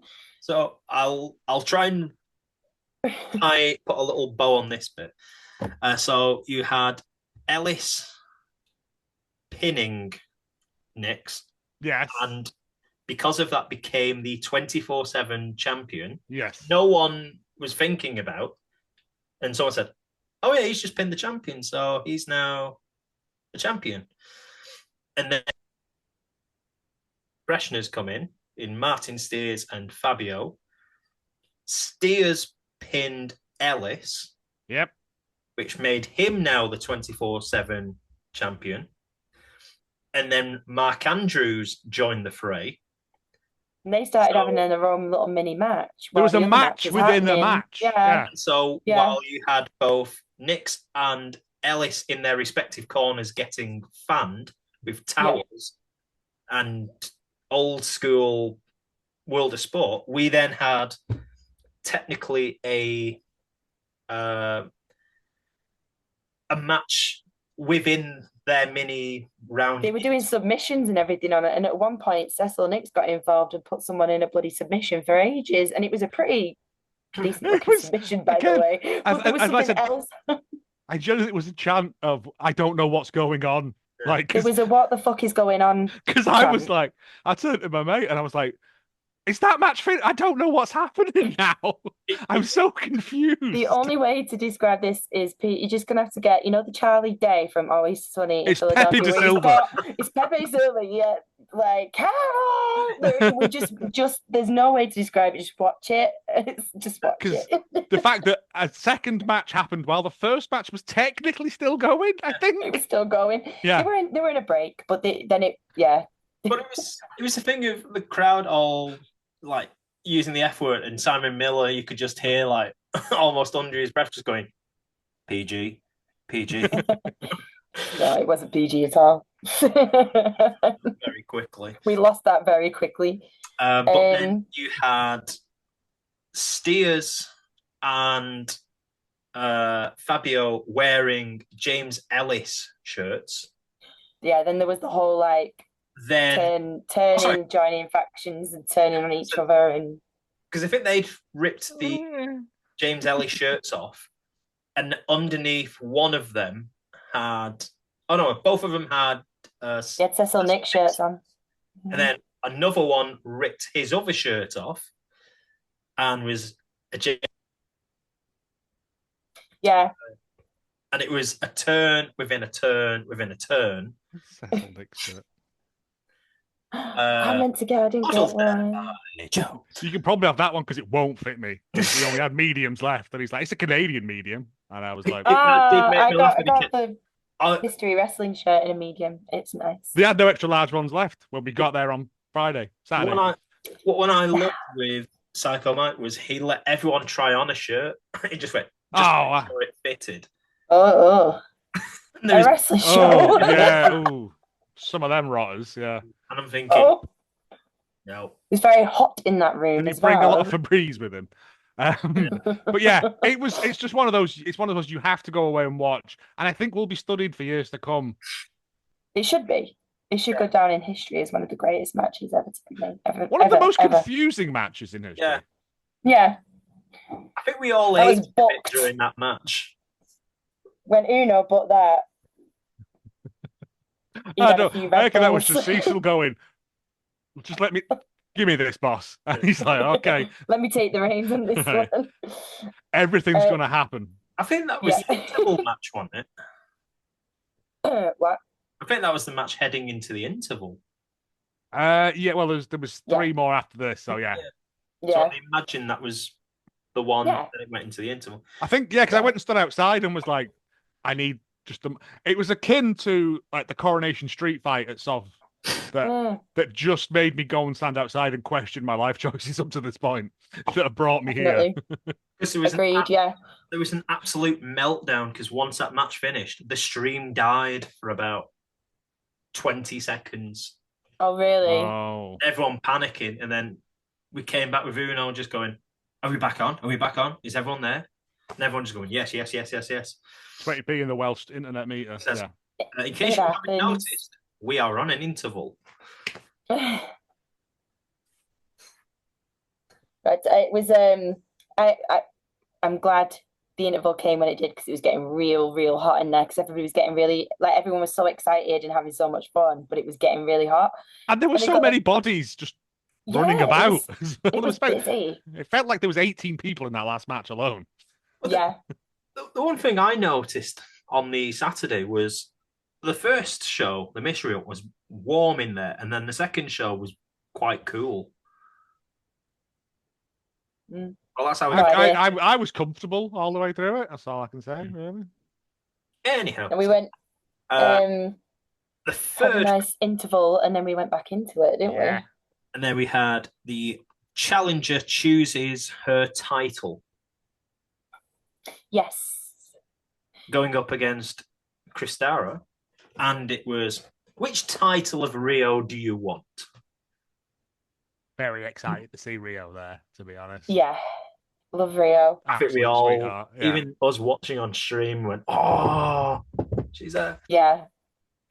And I quite like Kristara as well. Again, another kind of strong, regularly featured person during that 24 Yeah. hour match. Pretty sure one of the instigators of Cult of Bucket. If I think recall. so. It's all a Yeah. fever dream, isn't it? That's what I mean. I'm so glad that you guys saw that, and I'm so glad that the show we all watched this weekend was on stream, because otherwise it was People would be definitely like, like a folie à deux, like just No, like a shared delusion. We stop didn't eating see cheese anything. before you go to bed. Yeah. We saw nothing, and we didn't go to anything. But yeah, this was a good match. When they came out, their intros was that one of them likes cats and the other likes dogs, and obviously Rio, big dog, hates cats. So Yeah. that wound up being their kind of their rivalry, really. And Some there was cats definitely and more girls. dog fans than cat fans, and it like I have cats and a cat and dogs, so I was going for both. But yeah, it wound up with some funny little moments. I think Rio kind of collapsed at one point. Someone just kind of, it went deadly silent, and someone just went meow, and it cracked her up. I was wondering why she'd cracked up, because we couldn't Yeah, hear on stream. There was just a lot of weird noises being made at the points. It just got weird. We all got a bit weird for a minute. She had a really kind of like angry selling face, and then all of a sudden she had to put a hand over her mouth. Yeah, it's because someone gently You know, meowed at her. Miller talking, and then Rio's kind of pissing herself laughing. Yeah, We had no idea what was she's being trying a strong style into this, and the people are just doing cat noises at her. Like, it's, yeah. And so she chose the Eve title to go for, which is exciting because I would like to see more of this lady. She was great.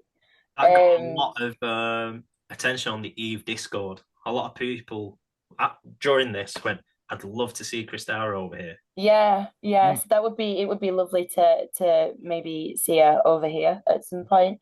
But just it's exactly what you expect of a match with Rio.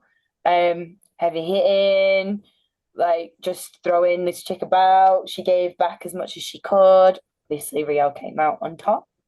And yeah, just and this was just like another one of those, not too much silly. It was a match. It was a good match. There was no silly bollocks, but there was a lot of Silly bollocks. Yeah. silly yelling into the crowd about cats and dogs and there was a various theme, other things. Yeah. So that was good. That was nice, and it led us. It was a nice kind of palate cleanser from the kind of Cecil chaos going into the next chaos. Yes. Which was which was Psycho Mike against Gene Money. See, I'd had this ruined for me because when I was stood outside, I saw Gene walk in and I was like, fuck yeah, we're getting Psycho Mike against Gene Money. I was like, someone got my letter. I love Gene Money so much. He's amazing. He's the Rick Mail of wrestling. Like, there's just something about him that he doesn't even have to do anything. And I just find him hilarious in the best possible way. Like, not in a disrespectful way. He's just the way he carries himself. Great. But yeah. Nomad shows because he used to be so funny. Yes. Yeah. It was just that I'm gonna have to do wrestling. That was the thing that always gets me. Whenever someone tries doing moves on him, right, fine. It's but him against Mike in a genius. In a genitalius. It was just 20 minutes of them trying to punch each other in the plums.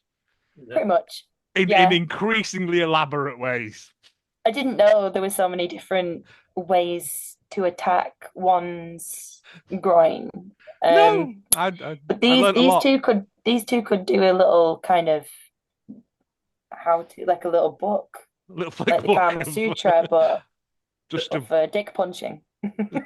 yes. The thing that had me choking on my drink at one point was, I think it was Money basically using Psycho Mike's balls like a boxing punch bag. Yeah, it's a speed bag. Yeah. Full on kind of Yeah. like, Yeah. Which There again was- is Rick and Aid, like in a nutshell. Yeah. It's the Yeah. Dangerous Brothers, it's the young ones, yeah.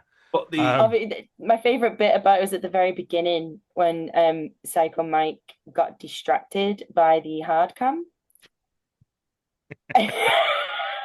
He just spends the first couple of minutes of the match just being like at the hard cam and not paying attention to anything else. well, it was the thing.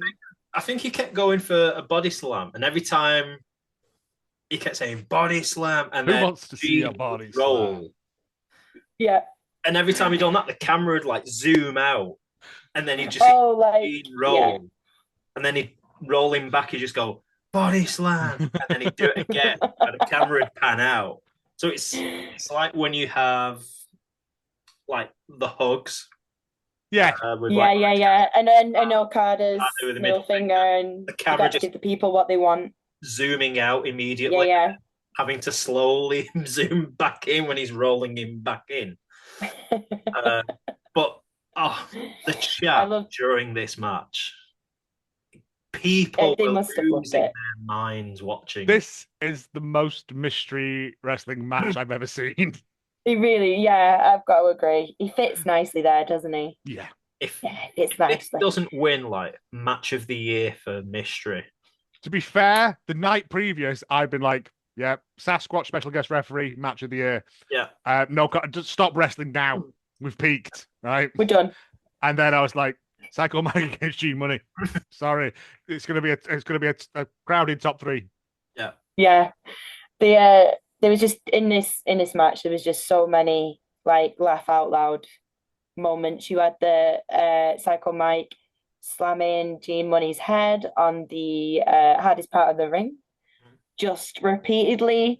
That was freaking ridiculous. You had G Money trying to reason with him at the beginning, being like, "This is my debut. Yeah. You're embarrassing me." Gene brought it. They worked so well together, and yes. I would like to think that the mystery wrestling fans fell in love with Gene as much as we all love Gene. And obviously, you had the coast to coast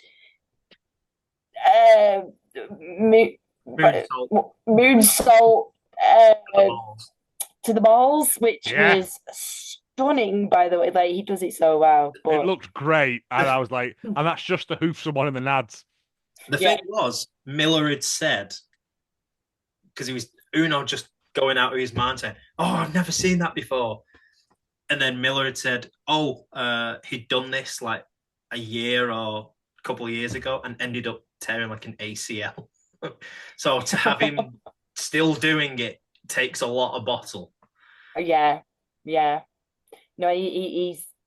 I love Gene. I really love Gene Money. I love the way he gets in the ring. Cracks me up. I think is Gene still the only holder of the Gene Money international belt as well, which can only be defended by people called Gene Money. That feels like that's something that Ian Skinner should challenge. It's a lovely belt, but yeah, it can only be The only negative I have on this whole thing, they didn't play Baker Street for Gene. No, they didn't. Gripe I have. They have to go for license-free music. Mystery only uses free music. There was an incident once where I think they used like a kind of Tetris-y sound, and Uno was like very worried on commentary about like copyright strikes against the stream, but also that's why they have their own. During the 24-hour match as well, they were singing a song. And Uno was on comms going, "Oh, I'm not sure." I think if you're singing it, it's fine. But yeah, you can. But you can't. They never use licensed music. They use like, I think even when other wrestlers come in, they don't use their music. Been there, and it's just been some generic kind of random disco funky music or whatever. It's you get to recognize like people's music now because it's the same one every time. But for a while, they just would press play on something. Random, whatever. Yeah, one of those, CDs used to get with cigarette cards. Because it was the thing of when I heard it, LJ Clear, and I thought, oh, please play Ace of Base. And they didn't. No, they can't afford that shit. Would not get cleared. Okay, I'm happy now. I've heard it. If Twitch I don't would immediately take the stream down, and during it'd get taken down. It's a shame, really. They're so fussy with it, but if I don't hear "It's a Beautiful Life" by Ace of Base when LJ Clear is there, I want to cry. It's one of those things. Your own phone and listen to it. It's one of those things. It's like a lot of places will, if they're not recording it or whatever, if it's going on YouTube, they'll use whatever music. But if it's going on YouTube, just because you'll just get, it won't be allowed. And it's silly because it's like Grado at All In when he said to Tony Khan, "Can you just have it pipe in? Have a what's it called now? What's his theme? Oh, Madonna. Like a Virgin. No, that was the only one I could think of. Material Girl. No. She's got 40 year back catalogue, mate. I could stay here all night. That's not helping. Use your words. Okay. Just talk amongst yourself. I'll try and think. I don't know. Madonna song. Don't cry for me, Argentina. That was the main event. Myself with a microphone cord, just like a prayer. I don't think I've heard that one. Oh, God, I nearly did choke myself with the cable one as well. Who won? Oh, obviously it was Psycho Mike. Psycho Mike won. But again, I hope. Like I said, I hope the people around the world saw Gene Money and loved him as much as we love him, because there's no one that does it as good as Gene. Like, there's other comedy wrestlers in the UK that are good, but no one that does his. It is just Rick Mail for me. Yeah. Like, it's just that. He's very just above toilet level. Very quintessentially British. Yes. Like TV humor from like you were saying, like Rick Mail and stuff like that, and he fits so nicely with it. He's just got such an expressive face as well. Yeah. But that coast to coast, Jesus. Getting low blown and doing the cross eyes. But again, for a match that was essentially, 20 minutes of them punch and then him just busting out that coast to coast, I was like, it's again, it's something the Mystery does so well, of just silly nonsense and then we'll just bang an actual bit of good wrestling in. Yeah, this surprise you all the time, because it's comedy wrestling, but it's wrestling. They're all wrestlers. Comedy wrestling is still wrestling, and and that's the whole mantra, isn't it? Like, comedy wrestling is wrestling, and it's cabaret, it's silly. See, because I didn't know this, but have you ever heard of Rarebit? There was a Welsh wrestler called Rarebit, and I've only ever known him in Bolton Wrestling as like a scary like dude, like mask on, sort of thing. And apparently, I was talking to him, and he was like, "No, he's like a really funny comedy wrestler." I was like, "I can't see it because I've only ever known him as a scary Slipknot guy." Like, and he's like, "No." Like, when he first started, he was brilliant. He was hilarious, and I've been trying to go back and find stuff, and I can't find it. But because I want to know, like, I've just found a photo of him. He had a match with Isaac North, Clash of the Monsters, just them knocking lumps out of each other. Beautiful. Nice. It looks like B.A. Rose. Could be, yeah, but it's not. It's not. Oh, I think I know what you mean now. Yeah. But anyway. Anyway, main event. Hang on, just let me put on my posh voice. Oh, no, it wasn't. It wasn't the main event. It should have been. It was your penultimate main event. It was. For all the championship, Stu Grayson defends against Cara Noir. I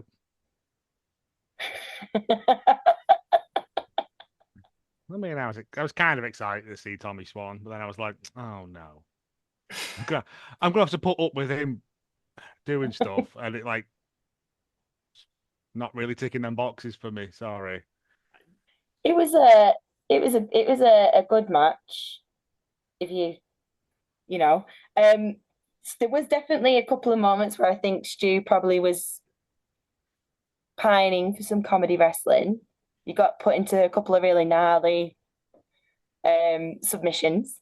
But But just it stand on wasn't. his feet. He's got no Yeah, shoes on, daft lad. bite his tootsies. You were right there. Yeah. Could have just had a Quick John chongle. Moxley had have them off.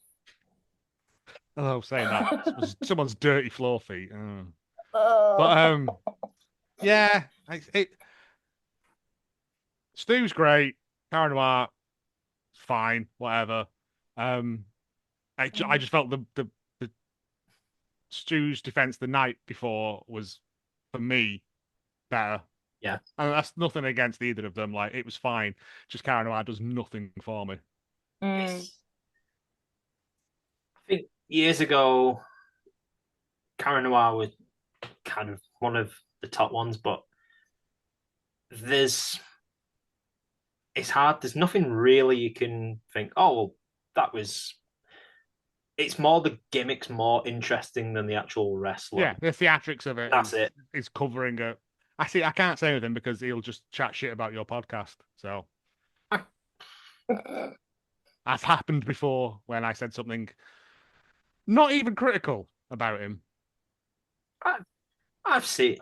To be fair, I always think of my mate at Progress when it was him and Leo Rush, but this was more on the Rush side of things, where he said, "If he comes out as Blackheart, I'm leaving," and then Blackheart came out and went, "Right, that's me gone," and he ended up remonstrating with someone outside the toilets, losing his mind, saying, "That I hate that gimmick. I hate that gimmick."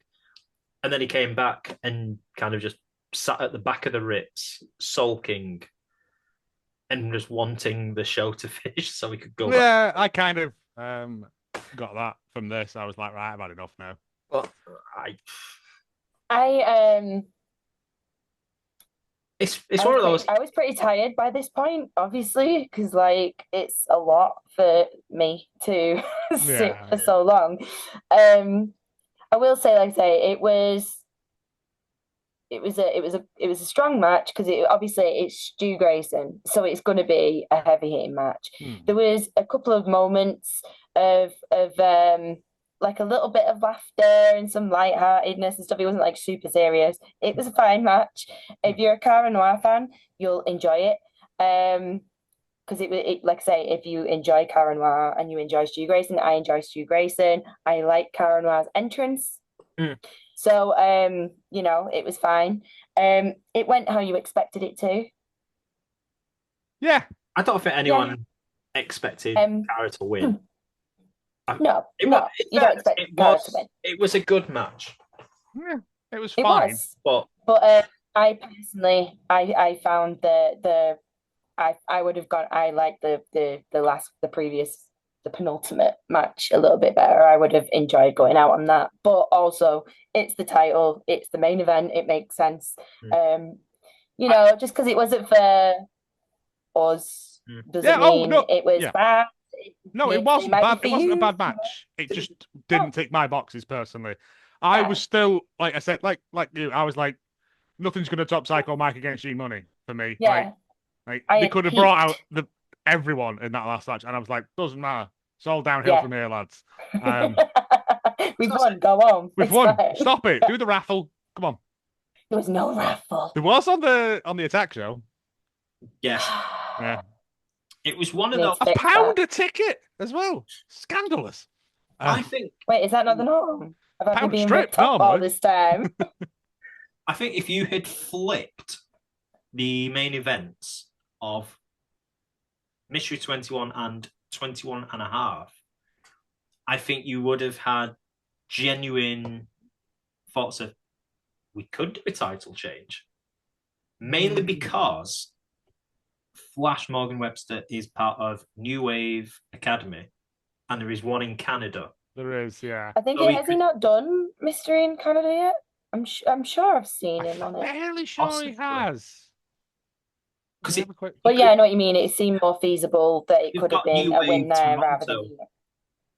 than. So he could easily have had him win the title, go to Canada and lose it. And there would have been genuine thoughts of, oh, we might see a title change.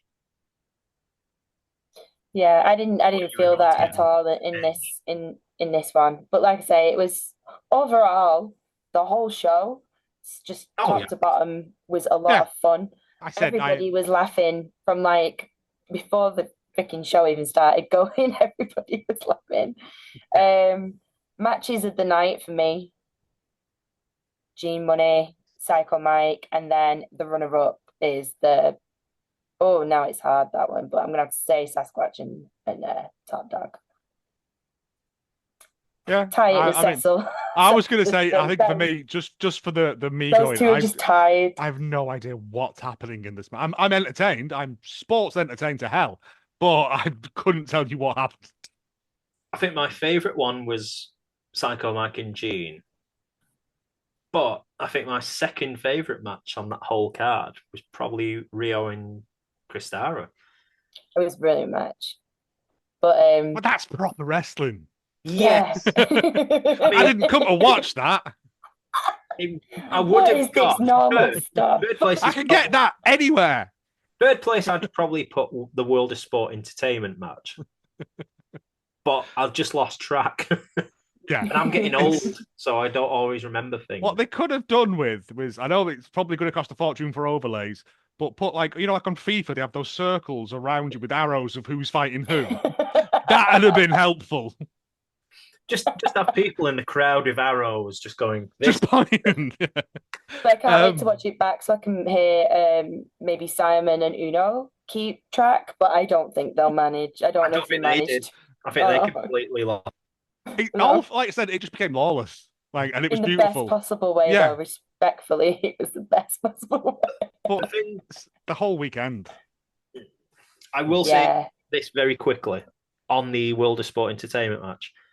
I'd brought it up on chat and I said, I hope they keep the tradition of the referee not going to ground and counting and just standing and going 1, 2, 3. And they did, and I was so happy.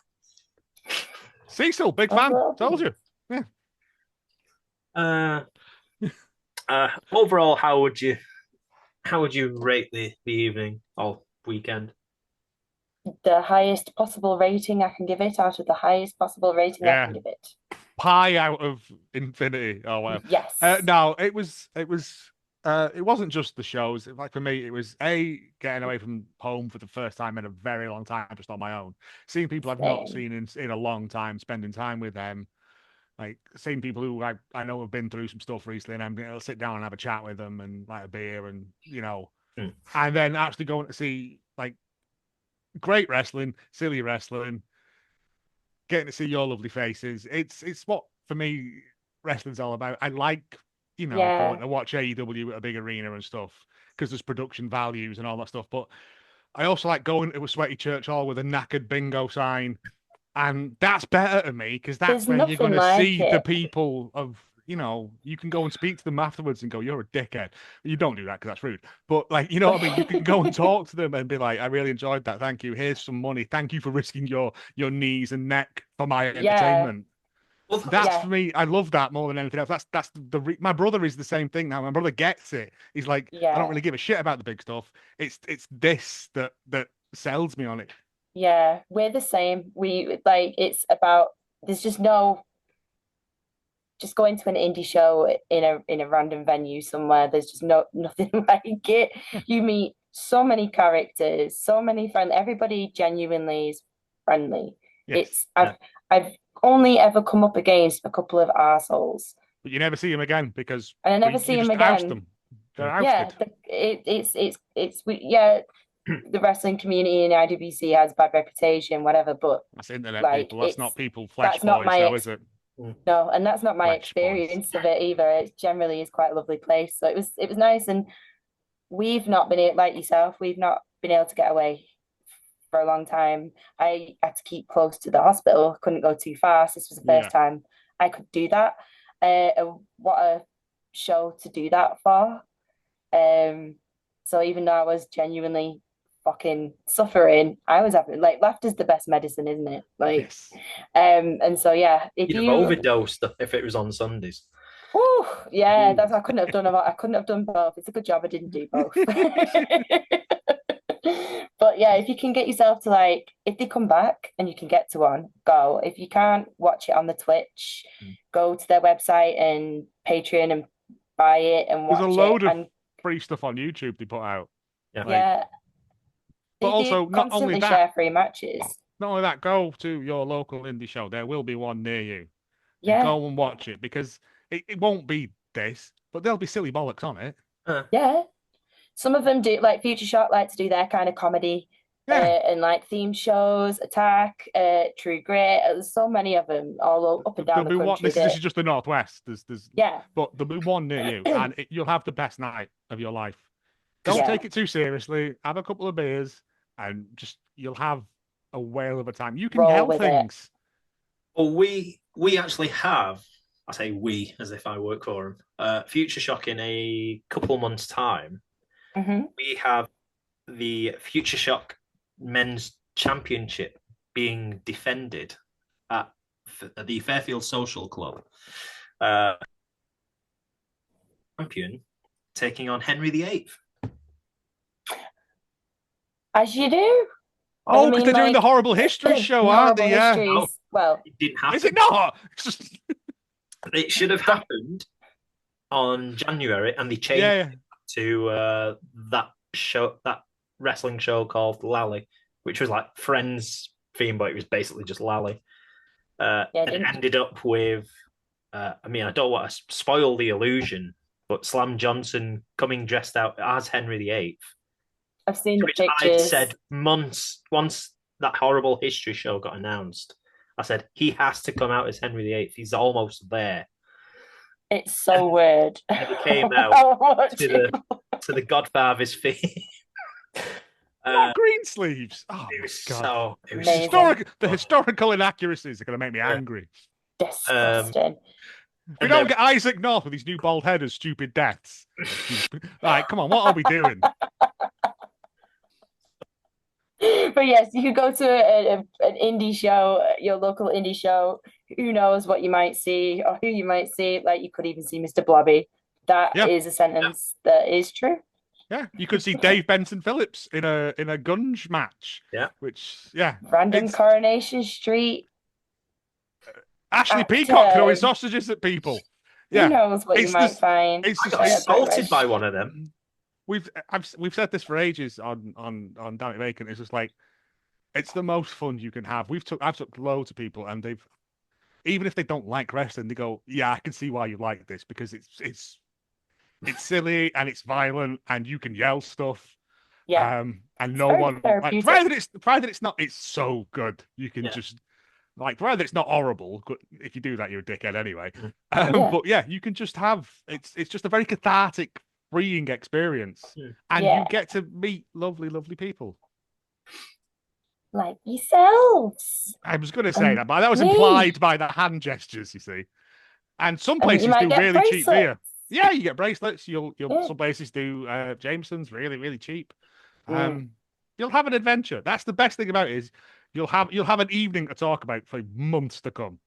I guarantee. Nobody will believe a word you say. Which I'd say falls very nicely, transitioning even to. Hello, I'm Jay Sherman, and this is Coming Attractions. Because I'm going to slot that little bit in where the gap was. I'm going to go Alton Towers. Because there's not enough Jay Sherman clips of the critic, I feel, on wrestling podcasts. So there you go. That's why I will say I have asked permission from Nikki to use that. Despite to be fair, it's your bit. You thought of it. No. So you use it anytime you want. Disbelief, Nikki. You're supposed to disbelieve these things.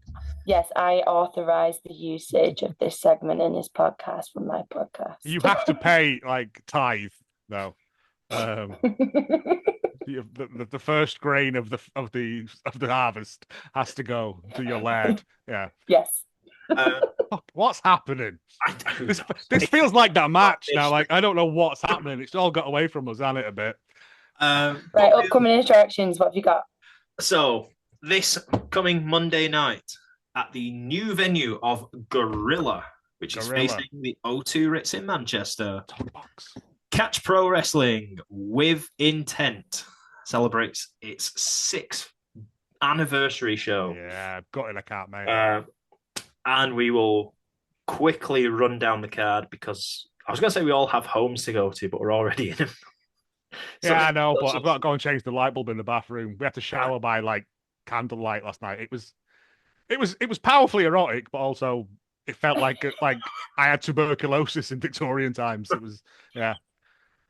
Did you have to like take the lid off and just bloat and then put the frame back on? No, I showered with the candle in one of those holders. Like I held one arm out and did that, and then switched it over. Yeah.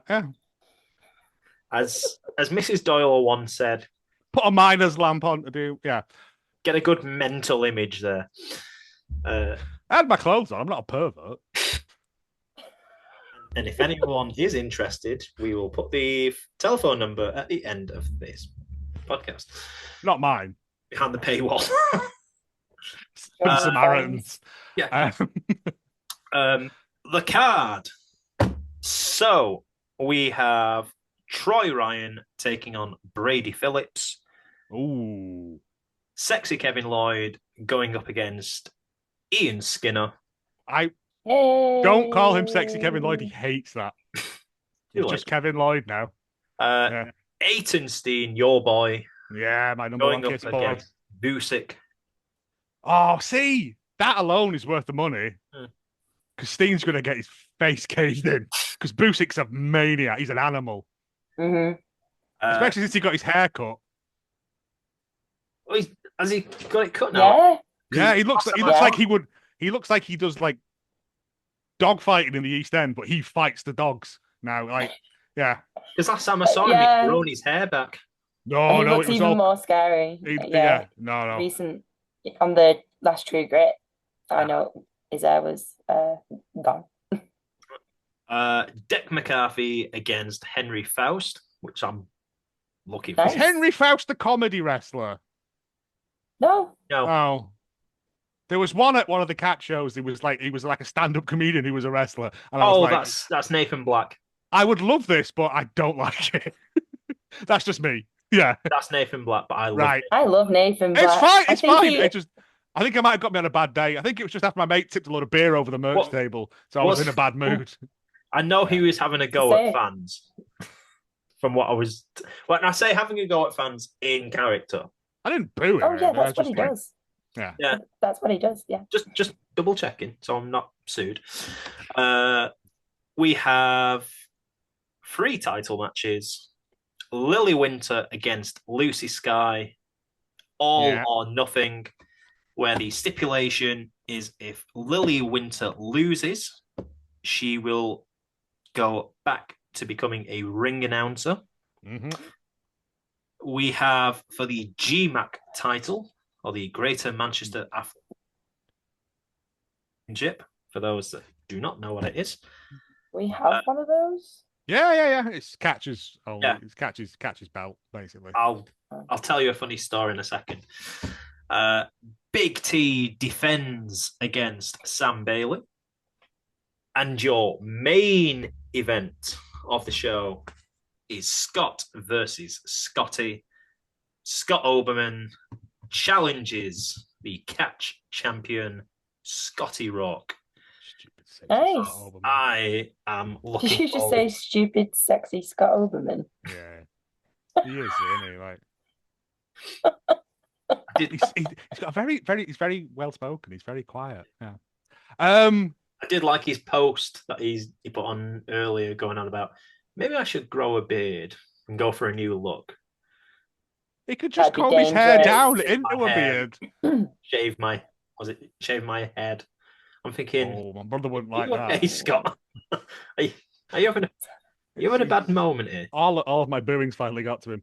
But no, like at the last Cat show, Scotty Rourke against Teddy Ray was legitimately one of the best matches I've seen. Like it was fantastic. Even though the ceiling lights fell on them, like they just powered through. It was I think beautiful. Greenwood had to effectively get some Sellotape. and pin the cable up. It was sellotape, and it was that little sellotape you get from like a child's pencil case. Like Not even duct tape. nope, it was sellotape. It was a little tiny wee sellotape because I was God watching. damn. Because yeah, Scotch tape. because that's what wrestling is. Just to say that's so wonderfully British. I was like, why has no one got any cable ties? Come on. In the house of nomads. But yeah, no, that's a banging card. Shed, and we have to have sellotape. Yeah. It's an absolutely banging card. Gorilla's like a good venue. It's a decent sized venue as well for it. Because there's a little stage and everything. It's slightly bigger than the bread shed. There's a mezzanine. I enjoy those pizzas. Last time I was in there, my mate took me in to watch a band, and the singer came out with a loaf of bread on his hand, and I left. Because I thought sounds about right. This is going to be wanking. Coded. Yeah. I just went and drank cocktails, and then I can't remember. I met William Regal there at a meet and greet. Oh right, I was going to say, was you just powering them out? I think a few of them tend to do like their little.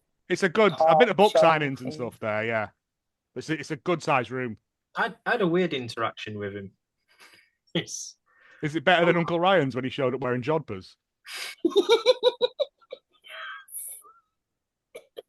If you don't listen to the Dammit Vacant episode where we interviewed Uncle Ryan, he told us how he went to Newcastle and like went for a wee outside the car and the wee blew back onto him, so he ended up wearing jodhpurs, like ladies' jodhpurs, to meet William Regal.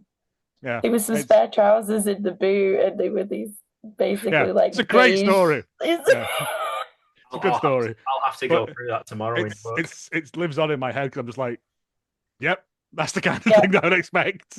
Yeah, it's very Uncle Ryan. I mean, there's times in work when I'll flick through what I can listen to, and I'll put Dammit Vacant on, and I'll be convinced. Like episode out, and I realized I've put it on like oldest first. I'm thinking this is way. Never go to never start at the beginning. They're awful. I keep trying to remove them, but John's like, leave them on. I'm like, but they're 3 hours of me. I was drunkenly rambling because it was during. It was during COVID, and it was bad. It was real bad. I mean, they're still bad, but they're shorter now. I always love your kind of like 20-minute ones of like OPW, or if you've been to a show. Well, that's real, because it's like when you do the show normally, it's like don't care. It's like anything goes, and when it's on your own, you almost put on like a Radio 4 voice. Oh, I write a script and everything, mate. I do care sometimes. It's a proper profesh sometimes. Yeah, see that? Yeah, I got a medal. First podcast I ever went on was yours. It was for the but speaking of OPW, Saturday the 31st is their next show, the Overboard Rumble, because we're approaching Rumble season, which has got some banging stuff on it. I haven't got the card up at the moment because I'm too lazy, but Teddy Ray's there. He's going to take it's like I said before, I've said many times, Odyssey is my favorite promotion just because it's family friendly, but it has stories that make sense and doesn't try and dumb it down. And it's got Silent Mark, who's incredibly funny. Again, Rick Mail enthusiast. And it's just, you've been to one better. Like the weirdest entrance I've ever seen was it the VC Connection? Oh, mate, with the viral connections. Yeah, but see, that's like the 4th or 5th one. When they first came out, they were heels and they got booed. Next time they came up with a bubble machine and that dirt song. And everyone, it's over as hell. Like, and like Troy Ryan, yeah. Well, it's close to people in Morecambe get to being clean. To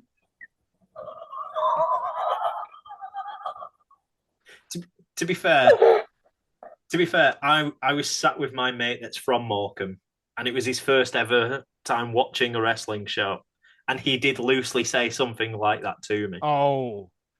If you ever come to one, I'll introduce you to all the characters. Long coat, pizza wheels, there's loads. Yeah. That woman that brings a dog.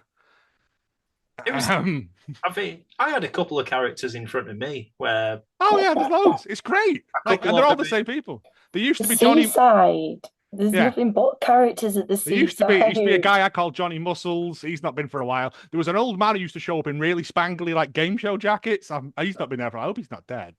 But yeah, it's just good. And it's when you go to the same place over and over and over again, you get to know these people. You don't speak to them because. Yeah. But yeah. What? But no, the show itself is brilliant. The people are brilliant. I'm only messing. They know I think of them sometimes. you're the heel crowd. No, it's not even that. Like I said at the last show, they did a tables, ladders, and chairs, and for some reason they put our logo on one of the tables. I didn't ask them to, and I genuinely couldn't stop laughing. And I went and asked, and like Ethan, the owner, was like, "Yeah, I just thought it was funny," and I was like, "Oh no, it genuinely made me like." Because my nephew was like, you told them to do that, mate. If I told them to do that, they wouldn't do it. Like, I'm not that big headed to think that. They've got their own podcast. That's true. I'd have got for When that. I saw that table come out, I took a photo and I sent it to you. I thought, see what was on the table. Yeah. But that's just the thing. You get to know these people. You get to talk to them. It's lovely. It's a great time. Yeah. You have fun. Plus, you get to see a person using flip flops and using a petrol canister on someone's head being launched. Oh, Isaac Wynn. Flip flops make a good weapon, to be fair. Yeah, speak to any Indian mother. Yeah. Yeah. So that's that. Yeah. I've got nothing till February. I've got two things back to back. I've got North Wrestling on the 20th of Feb, which will be fun. It always is. And that one's in Leeds. Can only make it to the Leeds one because it's fucking impossible to drive. Like, why is it such an arse to drive to Newcastle? It is, isn't it? It's such an it's so out of the way. It shouldn't be that difficult. But yeah. I don't know why it's so hard. It's such a pain. But anyway, I love Newcastle, but it's a pain to drive there. And then Burnley Pro Wrestling. I may be going along with the Hot Tag Foundation to Burnley Pro on the 21st of Feb. And Lewis will be there as well, and the Hot Tag bell and everything. And I'm going to go help out at the stand with sign making and all that fun stuff. So currently that's where I will be. Obviously, it's always like penciled in. There's a reason for the name. That's me. Say as well, on the Sunday after Mortem, Sunday, the 1st of February, Grand Pro are doing their show up in Wigan, Atherton Road. That's in a really nice venue. And yeah, it's a really good venue. It's like an old bingo dance hall, but it's all tiered. It's nice. Wigan, Atherton Road in Wigan, Grand Pro. Oh, okay, yeah. I don't know whether or not we're going. My brother wants to go, but he doesn't want to take the kids. Well, we bought them chips last time. They didn't eat them because they don't eat chips. I was like, why did you let us buy you chips then? Because kids are idiots. But there's several matches on it that are great. There's a five-track five-way. Winner gets a shot at the title between Isaac North, Tony Wright, Stupid Sexy Tony Wright, Joey Hayes, toughest man on the estate, Mickey Barnes, and Teddy Ray. Right now, that alone is worth your money. It is. You've also got Sam Gradwell against Brady Phillips. And what was the other one? Oh, your GPW British new champion, Sona Durson against George Hunter, and I think Sandy Beach and RPD. RPD done a betray at the last show, and I'm waiting for that. I'm waiting for that other shoe to drop, and it's never going to happen. But I live in hope. Oh, it might. But at Grand Pro, yeah, he done a betray, and me and my brother were laughing, and everyone else was booing, and I was like, "Come on, kill him!" Yeah, because yeah. I think that's me. There's probably a Bolton wrestling show in there as well at some point because there seems to be one every week at the moment. I mean, I'm just looking at my schedule. I'm waiting for Infamous to announce if they've got any shows coming up. Was it? I could be in Huddersfield on Sunday for Tidal because they've got a women's or all women's card, and one of their other sure. I was trying to get the card, but I got distracted by a promo with Big T crashing the Future Shock Performance Centre. So Tidal on Is it Sunday, on wheels? doubleheader. To be fair, the thing says what happens when the double decker of British wrestling collides with a coach? That's what it says. Anyway, Tidal possibly on Sunday, Catch on Monday. I will be there. TNT in Liverpool. I'm doing their doubleheader. That's You're on in the a 31st. Merseyside Massacre. Where you're in Morecambe. Yeah, Merseyside Massacre. Future Shock on the 1st of February. Nice. Salford City Wrestling on the Oh, Christ. that Yeah, I forgot about that. show. I cannot wait. I want to go, but they sold out. I've missed the last two due to logistical reasons, and And I was so happy when Big T came out because I was the only one that knew who he was. It's They've a got good. Simon Miller and Tony Wright debuting at this one, haven't they? Yeah, so it's Simon Miller against Jensen Vesper.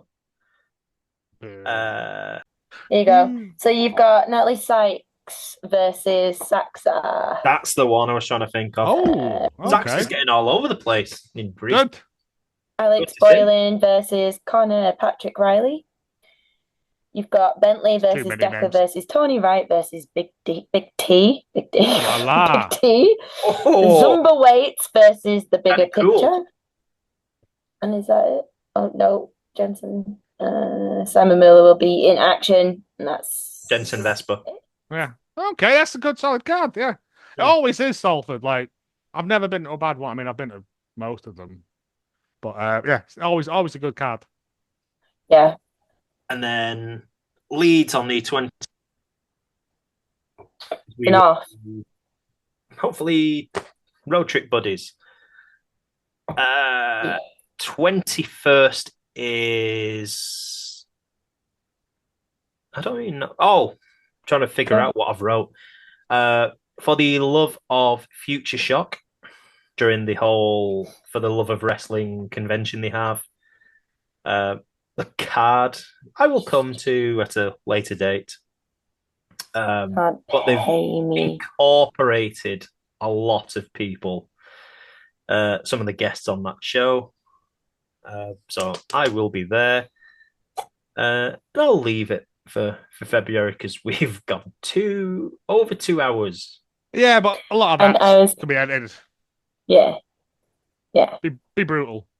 Nah. Chop. Any point where I'm talking, get rid of it. Sod it, I'll leave it in. I say you specifically highlight those moments. No. Or just replace it with like the sound of heavy machinery. Every time he opens his mouth, I just want to Every time, yeah, like a drill. Yeah, like in the film Screamers. Yeah. So yeah, cool. Something that wasn't supposed to take that long. I that's love it. these Like... podcasts where we both say I can only do an hour, and we're both here like 3 hours later. As is the way. I understand why Zoom has a time limit now. Yeah. I am stuck in this chair now, though. Unfortunately. Mike can come and get you out of it. He's gonna have to. I'm gonna go and stumble up. I'm gonna try and not fall off the bathtub now while I change the light bulb. Fall off the bathtub. I'm not. Why? Can we stop recording? Say goodbye. I don't want to tell you my embarrassing near-death experience. Yeah, that was literally our Welsh weekend while we all have our lives to live. Be it trying to get out of chairs, trying to do light bulbs.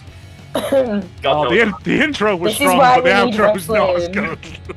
We need wrestling because this is what we're dealing with in real life. Yeah, we can't function as real people. No, we suck. No, we don't deal with real life.